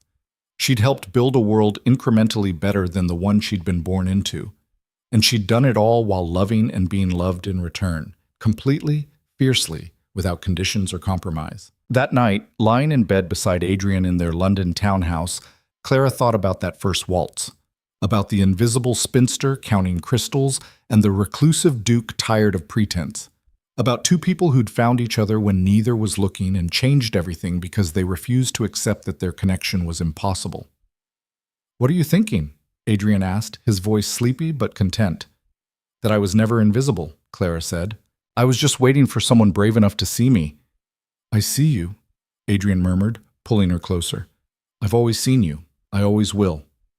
And as Clara drifted into sleep, surrounded by love and legacy and the absolute certainty that her life mattered, she understood the final truth. She hadn't needed a duke to save her. She'd needed the courage to save herself. But having someone who saw her value, who fought beside her, who chose her every single day despite every opposition, that had made the journey beautiful instead of merely necessary. Clara Whitmore had been called many things in her life: spinster, invisible, worthless, fortune hunter, radical, revolutionary. But in the end, she was simply Clara, a woman who'd refused to disappear, a duchess who'd changed the world by refusing to accept its definitions, a mother who'd taught her children that worth comes from courage rather than compliance, a wife who'd found love when society said she was too old to deserve it, and a human being who'd proven, through every choice and battle and triumph, that the only opinion that mattered was the one you held of yourself. She'd been invisible once, not anymore, never again.